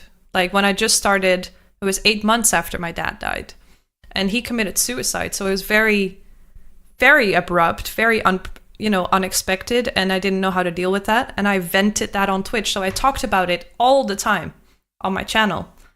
And I don't talk about it so much anymore, because it's not so much on my mind anymore. Even though I'm now starting to talk to somebody, a professional, and like starting to make improvements in my mentality. But I don't talk about it so much anymore. When I get messages about it, I always try to not overstep my personal boundaries, because it's very easy for me to be very concerned quickly. Because this happened to me, I always assume the worst in other people. Like, if my mom doesn't pick up her phone, I think something happened. Or like if I have an argument with my brother, I think he's going to do something. You know what I mean? So whenever somebody messages me like that, I try and protect myself first of all, because it triggers a lot for me. But I always try and be really open and honest about what worked for me and what helped me get through the days where you don't want to wake up and you don't want to exist. You're just like, okay, I wish I could just turn off my life for a month and come back. You know, stuff like that. So I've always been very open about talking about it on stream, and I always reply. But I did get more careful with applying myself to that over the years, because it did trigger a lot of emotions for me. And I used to think to myself, like, if somebody messaged me and say, I don't want to live anymore, I used to think, what would I have said to my dad to prevent that from happening? And that's very heavy. Like, you don't want to go that deep talking to somebody you really kind of don't know. Yeah. Like, I don't. And they could be taking anything. advantage of because they your see kindness. A lot of people feel like you're their friend as a streamer, and to a certain extent that's true. But when it comes to these kind of heavy subjects where it costs me a lot to talk about it, I don't do that for people that I don't know. You know, I can help them and be like, okay, you know, this is what worked for me, but to a certain extent. And I wouldn't, you know, I would be able to help a friend more than I would be with a viewer. Yeah. So I tend to just send them to the right websites and the right places. Sure. They're like online counseling, or tell them to go and talk to somebody or visit their doctor and share my experiences. And that's really all I can do. Yeah. I used to go into it way deeper than I do now, because I have to protect myself in the first place from bringing up all of that trauma again. Yeah, for sure. Yeah. That's very understandable. Yeah, but I do always reply, because I feel like that if I don't to do that, I feel really bad if I don't. Yeah, that's a lot. That's a lot. It's a very hard line to walk between being approachable as a streamer, but also making sure that nobody gets too attached to the idea of you. Yeah, if that makes sense. Like people falling in love with you, or thinking, or showing up at your house, or, you know, thinking that you're a friend. Of course, I've made friends in my community. There are people that I'm closer to. There are people that I'm less close to. But I think you have to walk a really fine line between not being a dick to people, but still maintaining your own little privacy that you don't share. Yeah. You know? Yeah. Boundaries. Yeah. Boundaries. No, it's true. Equal power. That's what Dan where that line is says. Different for everyone, you know. Boundaries. Yeah, well that was like, yeah, that's true. Like one of the things you learn, I think, with streaming is that you are sharing yourself with other people, and I think you learn that pretty quick. You know, sometimes you get hit with stuff on chat and you're like, wait, what's going on? Like, I'm just here to play drums, man. I don't know what's happening. You know, like, you do open yourself up to a lot of stuff. And how you deal with that, you know, everyone's kind of different how they approach it, or it's hurt me too. I see in chat that somebody said somebody messaged them and said they would drink bleach if they weren't there for them. I've had lots of negative shit happen from being so vulnerable, but I think there's also it's very hard to open up about all these personal things. But being vulnerable like that is so rare. I think it doesn't happen a lot in people in general. And I feel like it's worth a lot. I want to stay like that, even though the negative shit. I've had people tell me, if my daughter would sing like that, I would kill myself too. Oh, you know, geez. in my chat. Oh my goodness. I've had that happen because I was open about it. Yeah.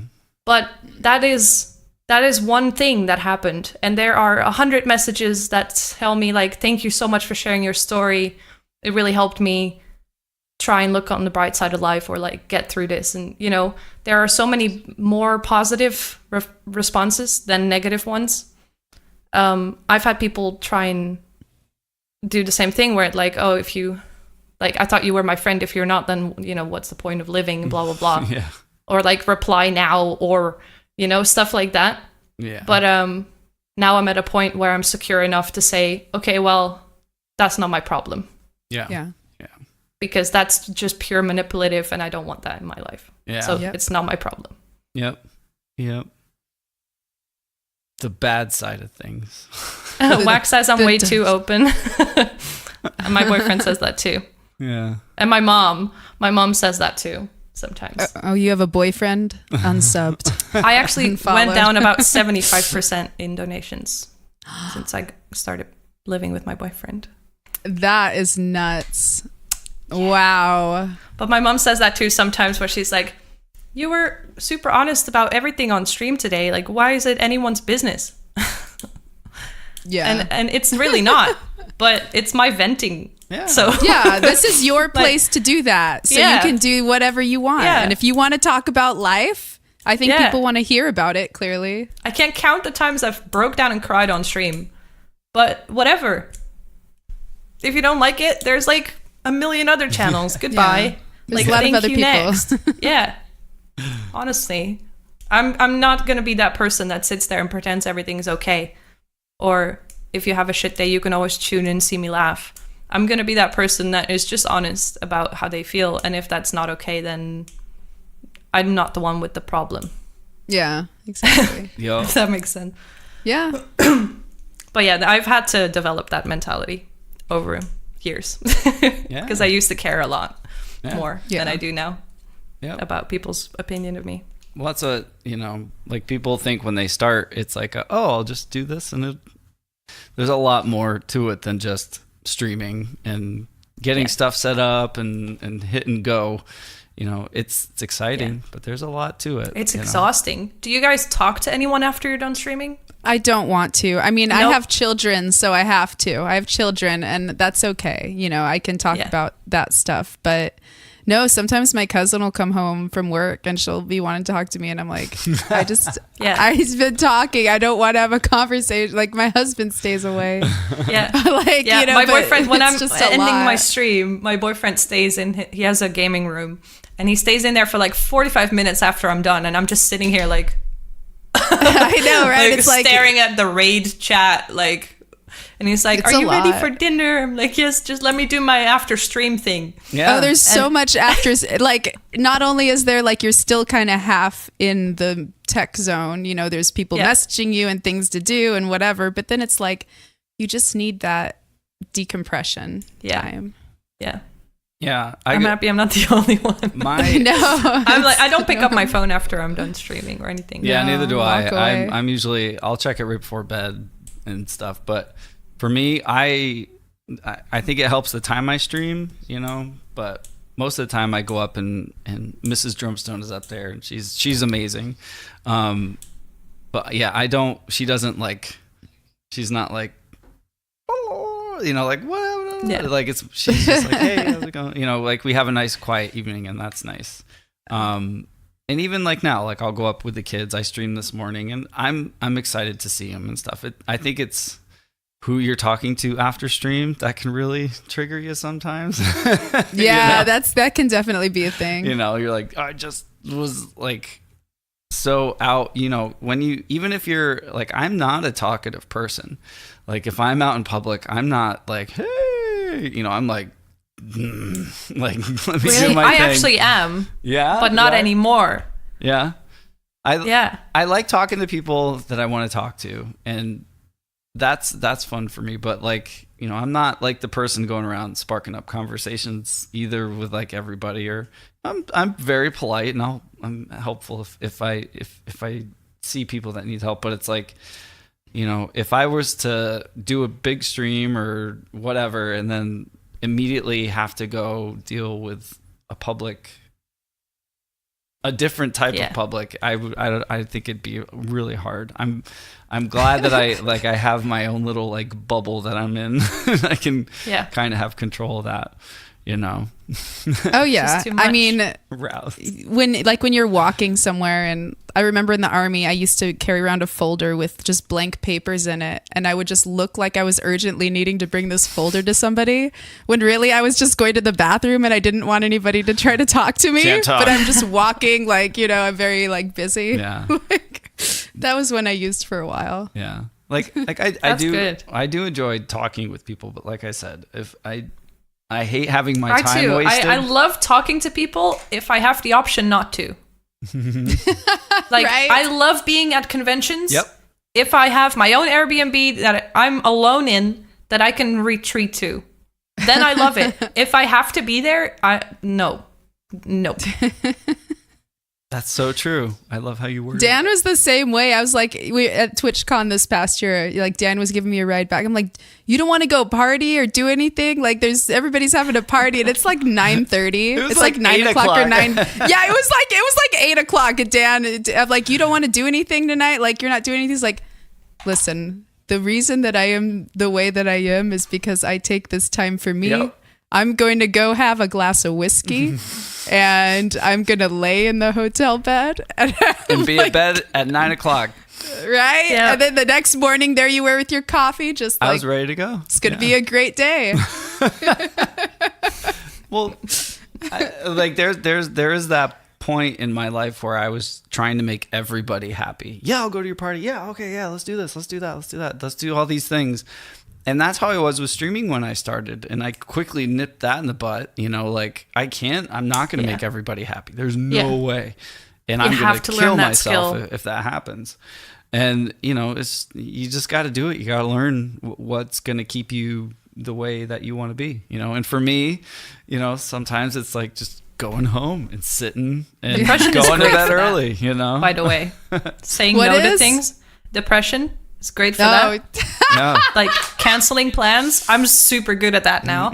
I don't even feel bad anymore. I'm depressed. I've got an excuse. Like I'm just like if I don't want to go, I don't want to go. Goodbye. Yeah. And if I'm friends with somebody, they know. So I can be like, I'm not coming. Yeah. And it's because they don't take it personally.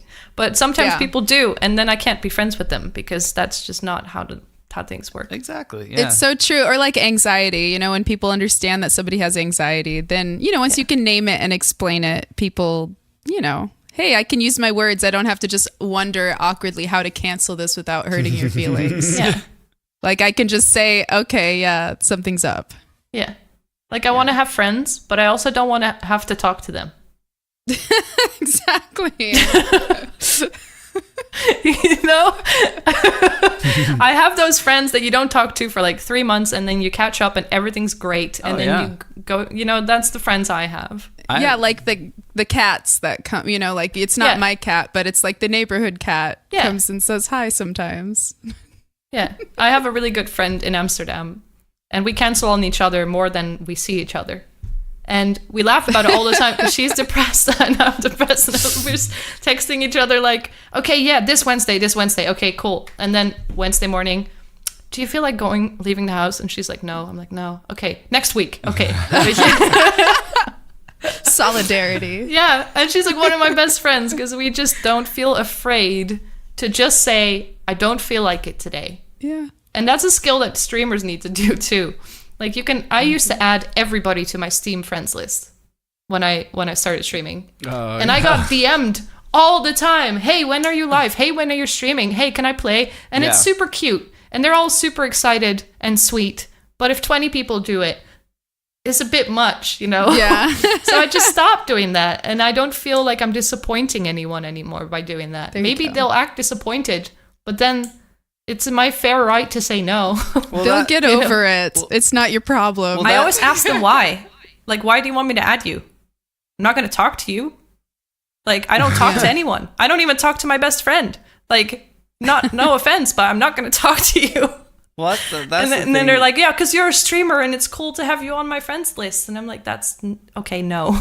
That's, you know, that's been hard for me too. Like, my phone is always on Do Not Disturb. Always. Oh, yeah. The only people that can get through are like my parents, my sister, my wife, and like her family, like in case of emergencies. I think the school, that sort of stuff. And you know, people will be like, Dan's not going to respond to your DMs. And I'm like, I'm not even I'm just a drummer that plays in his little room. And if I sat down and like responded to everyone, I'd lose like an hour of my day, you know, and I don't have that time to have those interactions for like 15 minutes with people, another 15 minutes. Like I can't afford that, you know, the time that I put into it, it's, you know, I put in what I can and I have other things to do. So there's this point where, you know, saying no and making sure that you're taking that time for yourself. And if you know, you're the first priority, you know, that's one thing that I've learned, you know. But there's a downside to it too. When you get too good at it, you don't end up doing anything. Which is where I'm at now. I'm so good at saying no to things and canceling, and I don't feel bad about it anymore, that sometimes I have to force myself to just say yes and actually go, because I know I'll have fun anyway once I'm there. Yeah. But I just don't feel like going. Well, you're going to TwitchCon EU. Are you planning to go to San Diego as well? What do you travel a lot? What does your year look like? I used to go to every event in a year. When my stream was doing really, really well, I used to go to 5-6 events a year. But now I can't do that anymore. I have to pick and choose. But I'm not sure if I can go to TwitchCon NA because money and things. Also, I don't think it's as fun anymore as it used to be. Like, it used to be really worth going because you actually got to talk to a lot of people and network. And now it's just kind of like a reunion kind of thing. Sure. And not so much a business opportunity anymore. Yeah. So I feel like it might not be worth 2,000 euros to do that. But, last year I went for Movember. So if that happens again, I'm going again. Basically, I'm only going to TwitchCon NA if I can do it without having to pay for it. Mm-hmm. So if I can get a brand to help me out, or if I can find a job there, or, go for charity or something like that. For Europe, TwitchCon EU, I'm not sure if I'm going to go to Gamescom. Gamescom freaks me out. It's the biggest convention in the world. Isn't it? It's so big, you can't imagine. You can lift your feet and still move forward. Like, the crowd will carry you. That's how busy it is. Wow. Is that the one that was in Germany this past year? Yeah, it's always in Cologne. Yeah. Okay. And I basically just go for seeing everyone again because it's close and it's like a 4-hour train. And I basically just stay in the VIP lounge all day, just sitting there drinking free Cokes and go to all the parties because it's so overwhelming. It makes me so stressed out, Gamescom. Yeah. So maybe that, and I don't know. I just can't plan anything right now because I don't know how my stream's going to be doing. Like, maybe in 3 months I have to find a full-time job, or I don't know. Yeah. So it's very hard for me to predict anything right now. But I want to go to all of them. Like, in a perfect world, I will go to all of them. If I can find a cat sitter. But yeah. Poor James. James must be taken care of. Yeah. He's the best. He's ill now. That's another thing I like is we got a dog. I love my dog. Steph knows. I think my stream watches my stream for my cat more than me. Honestly, ask anyone. Guys, who watches my stream for James? Pets are awesome. I don't know if they have the instant response on. Oh, I see some. Yep. All right. Does Twitch have a presence at Gamescom? Do they have like a booth or? Yes, they have a stage, but last year it was in German. Oh, okay. Because someone was talking, or I saw a tweet where PAX, like, how there's like PAX East and West and that out here, but I think Twitch pulled out of PAX East this year. They're not going to be there. Yeah, so I don't know how much of this is public, but the team that does the events and does the stages with the presenters and stuff at events is Twitch Studios. And Twitch Studios has been through a lot of changes. Like a lot of people either left or got kicked out. Well, and it seems that there's a new title from DJ Wheats and Anna Prosser's tweets. Yeah, they're like something artist about development now. Creative development. Yes. It seems a new either a new name or a new department entirely. But DJ Wheat tweeted about being part of like creative development. So it's interesting. We'll have to see what happens there. Yeah. Well, I think Twitch is not really there. I mean, I know they're like getting rid of like partner lounges at other events like DreamHack and stuff like that. So it's just a little bit sad that they don't prioritize those things, because the partner lounge at DreamHack was the only place I went to. Like, they're not doing streamer areas anymore at like DreamHack and stuff like that. It's all privatized by the event itself, which is kind of sad. But maybe it'll be organized better. I would like to correct our previous statement. It's not creative development, it's creator development. For the audio version, creator development.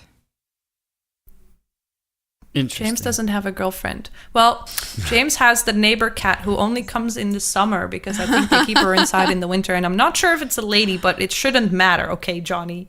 And also, she only stares at him through a window. So basically, James is like an Amsterdam prostitute now. They're friends. Aw.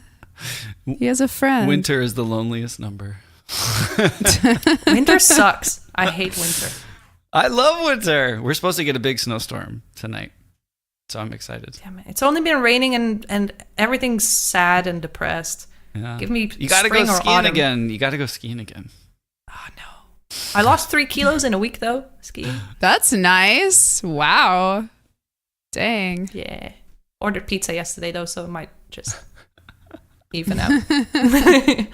But yeah, we have pretty extreme seasons. Well, I don't know if you imagine. guys have seasons where you live. yeah. Oh, yeah. I do now. Oh, okay. Los Angeles, It is we winter. didn't. Los Angeles, we didn't. That's so weird to me. Yeah. So weird. No, it was Like, weird I to me love too. autumn. Autumn is my favorite. Mm-hmm. Yeah. I like spring. I Yeah. like to plant things. I mean, watching them die is pretty too, but I like all my flowers to bloom and when my lilies start coming up. I'm just picturing you outside in the fall, like, yes. Die foliage. Move to Spain, we have a sun shining in winter. That's weird. Yeah. Shouldn't be like that. Winter and construction. That's about right. Richie, we are literally the same person. Dude.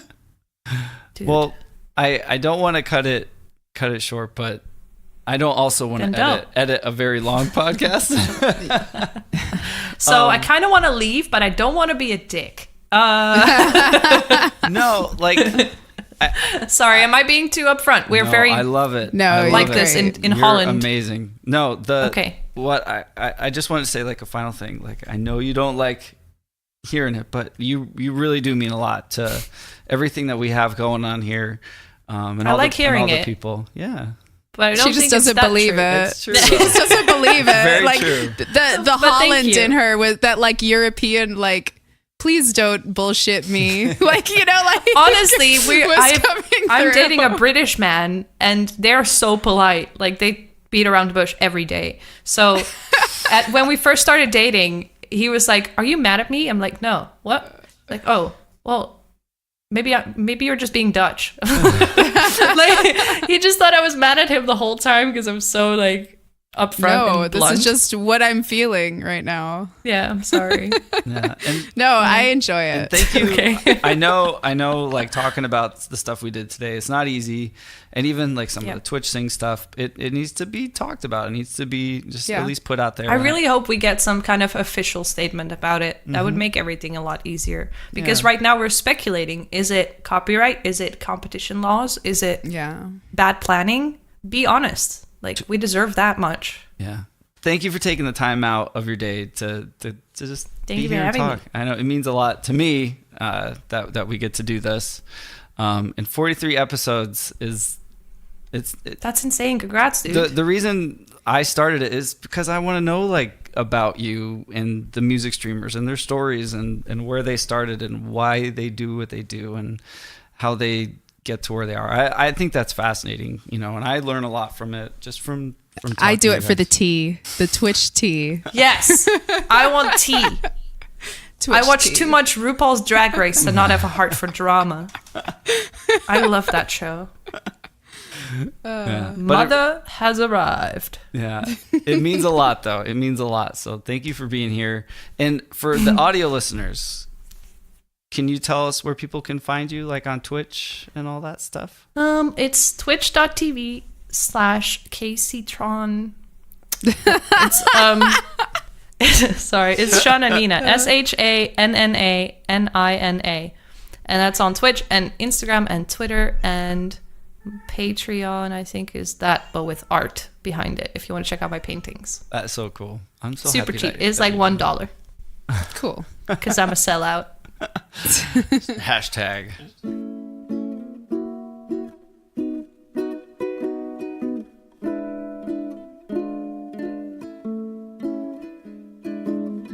Maybe it's much too early in the game. But I thought I'd ask you just the same. What are you doing New Year's? New Year's Eve. Wonder whose arms will hold you good and tight when it's exactly 12 o'clock at night, welcoming in the new year, New Year's Eve. Maybe I'm crazy to suppose I'd ever be the one you chose out of 1,000 invitations you receive. Ah, but in case I stand one little chance, here comes the jackpot question in advance. What are you doing